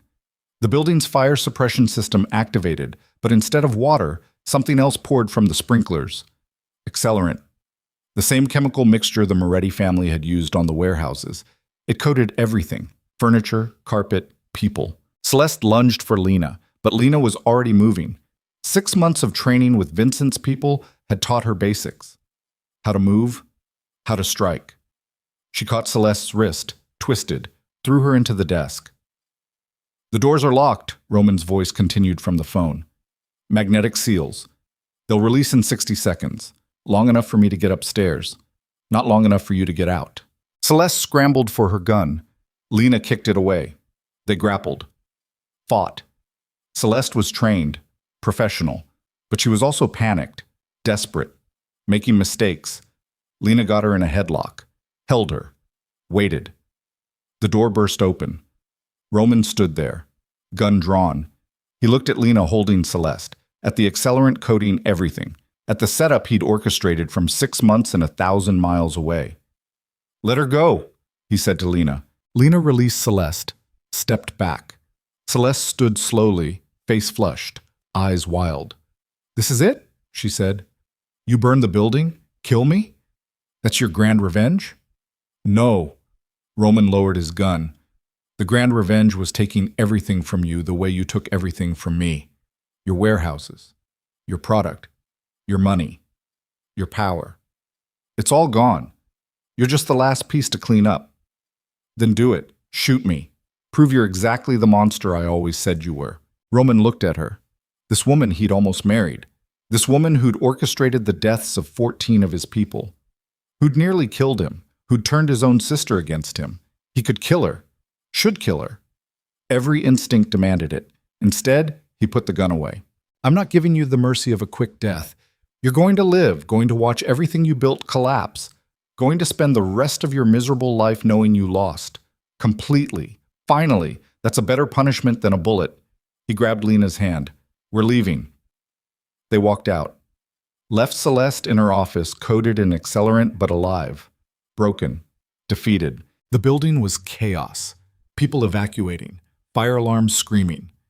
Roman and Lena moved through it like ghosts. Out a side exit, into a waiting car where Vincent sat behind the wheel. "It's done?" Vincent asked. "It's done." They drove through the city while emergency vehicles screamed past, heading toward Celeste's burning empire. Lena watched through the window, saw the smoke rising, the lights flashing, the physical manifestation of everything they'd destroyed. "What happens now?" she asked. "Now the families divvy up what's left of Celeste's territory," Roman said. "They'll fight over it, probably start a new war, but that's not our problem anymore." "And us?" Roman looked at her. "That's up to you. You've paid every debt, earned your freedom twice over. You want to walk away? I won't stop you. You've got money, new identity. Vincent can set you up anywhere in the world. You could disappear, have a real life." Lena thought about that, about what a real life even meant anymore. Graduate school and research papers and the person she used to be felt like fiction. A story about someone else. She couldn't go back to that. Couldn't pretend the last 8 months hadn't fundamentally changed who she was at the cellular level. "Or," she asked, "or you stay. We rebuild. Smaller, quieter. No empire. No war. Just enough to survive comfortably. We'd have to stay careful, stay hidden. But we'd be together." "Why would you want that? You could rebuild your empire, reclaim everything." "Because I'm tired, Lena. Tired of fighting. Tired of watching people die. Tired of being the monster everyone expects me to be." Roman's voice was raw, honest. 8 months ago, I pulled you out of that kitchen because you were useful. Now I'm asking you to stay because I don't want to do this without you. It wasn't poetry. Wasn't romance. Just brutal honesty from a brutal man admitting he needed someone. And maybe that was enough. "Okay," Lena said. "I'll stay." Roman pulled her close, kissed her hard, like she was the only solid thing in a world that wouldn't stop burning. Vincent drove them to the harbor. The same cargo ship that had been their home for 6 months waited in the darkness. They boarded, cast off, disappeared into the night while the city dealt with the aftermath of their revenge. 6 months later, they were living in a small coastal town 2,000 miles away. Different names, different lives. Roman ran a legitimate shipping company, small scale, legal. Boring by his old standards. Lena worked remotely doing statistical analysis for corporations that would never know about the blood on her hands. They had a house, small, comfortable, windows that looked out over the ocean. No security, no guards, no empire to protect, just 2 people who'd survived hell and were trying to figure out what came after. Some nights, Lena would wake up gasping, nightmares about the factory, about Elena dying on that roof, about all the choices she'd made that couldn't be unmade. Roman would hold her until the shaking stopped. Never told her it was okay because it wasn't, just reminded her that she'd survived, that survival counted for something. Other nights, she'd find him on the porch staring at the dark water, thinking about his sister, about Marcus, about everyone who died in his war. She'd sit beside him in silence, two people carrying weight that never really got lighter, just more familiar. 1 year after leaving the city, Lena discovered she was pregnant. She told Roman on a Tuesday morning while they were having coffee on the porch. He went very still, stared at her like she'd just told him the world was ending. "You're sure?" he asked. "3 tests, all positive." "What do you want to do?" Lena had been asking herself that since she saw the first positive test. A child meant permanence, meant commitment to this life, this world. No more pretending they might eventually go back to their old lives because a child anchored you to the present in ways nothing else could. "I want to keep it," she said. "But only if you're in this, really in this, not halfway, not with 1 foot still in the old world." Roman took her hand. "The old world is dead. This is all I want now. You, this house, a life that doesn't require violence. And yeah, a kid. Why not? Can't be harder than surviving Celeste Draven." Lena laughed. It came out shaky. "You're going to be a terrible father." "Probably, but I'll try. That's got to count for something." They sat on the porch as the sun rose over the ocean. Two people who'd been forged in violence learning how to exist in peace. It wasn't perfect, wasn't clean. They still had nightmares, still jumped at sudden sounds, still looked over their shoulders in crowded places. But they were alive. And they were choosing each other, every single day. 3 years passed. The child was a girl. Dark hair like Roman, sharp eyes like Lena. They named her Marie after Lena's mother. Watched her grow up in sunshine and safety, never knowing about the blood that paid for her comfortable life. Lena thought about that sometimes, about the people she'd killed, the choices she'd made, whether she'd do it differently if given the chance. The answer was probably not. Because every terrible choice had led here, to this house, this family, this small piece of peace carved out of chaos. Roman never went back to his old life, never reached out to old contacts or tried to rebuild. He'd meant what he said. He was done. Sometimes Lena would catch him staring at nothing with that calculating look in his eyes, mapping patterns, planning strategies for problems that didn't exist anymore. The instincts never fully died.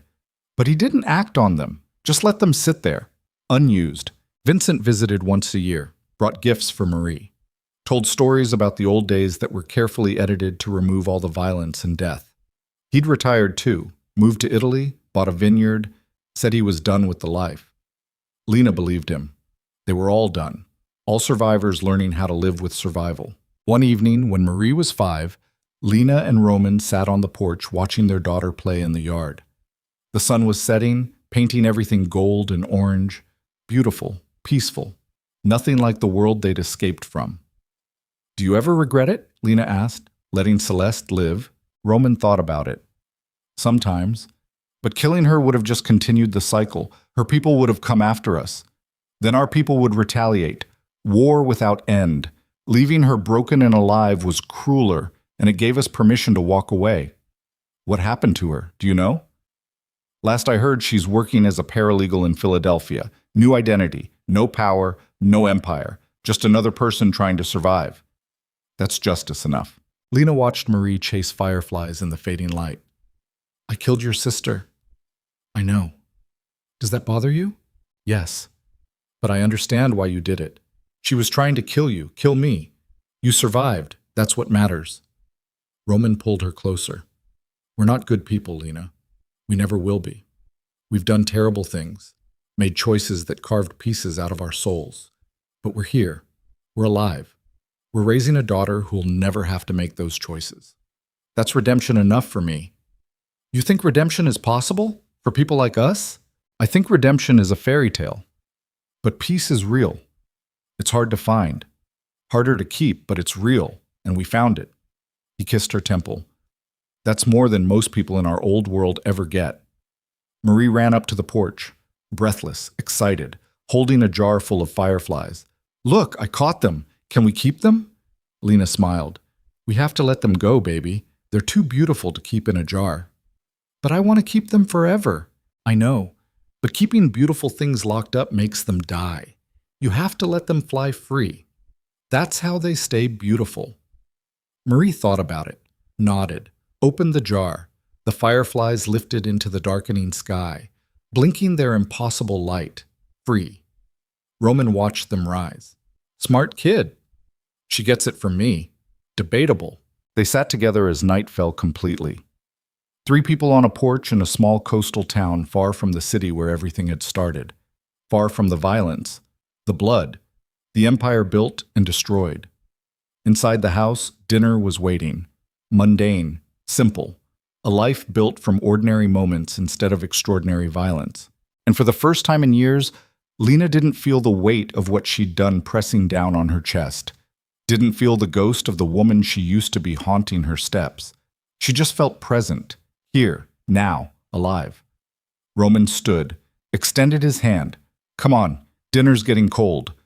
Lena took his hand, let him pull her to her feet. Marie grabbed both their hands, swung between them as they walked inside. The door closed behind them, and somewhere far away, in a city they'd left behind, the world continued turning. Wars continued. Empires rose and fell. People made terrible choices and lived with terrible consequences. But here, in this small house by the ocean, 3 people who'd survived the worst the world could offer were learning how to live with what came after. It wasn't forgiveness, wasn't absolution, wasn't a happy ending in any traditional sense, but it was an ending, a stopping place, a choice to lay down weapons and walk away from the war. And in a world built on violence, choosing peace was its own kind of courage. The maid who became a queen, the monster who learned to be human, the empire that burned so 2 people could be free. That was the story. Not pretty, not clean, but true in all the ways that mattered. And years later, when Marie asked about the scars on her mother's arm and the distant look in her father's eyes, Lena would tell her a carefully edited version. About survival, about making hard choices, about loving someone enough to walk through fire and come out the other side still holding hands. The full truth would wait. Maybe forever. Some stories were too heavy for children, too dark, too real. But the lesson underneath was simple enough. The world was brutal, unfair, built to grind people into dust. But if you were smart, if you were strong, if you refused to disappear, you could survive, you could fight back, you could carve out a piece of peace in the ruins and defend it with everything you had. And maybe, if you were very lucky and very careful and willing to pay prices most people couldn't imagine, you could even find something like happiness on the other side of hell. That was the story of Lena Vale and Roman Vesper.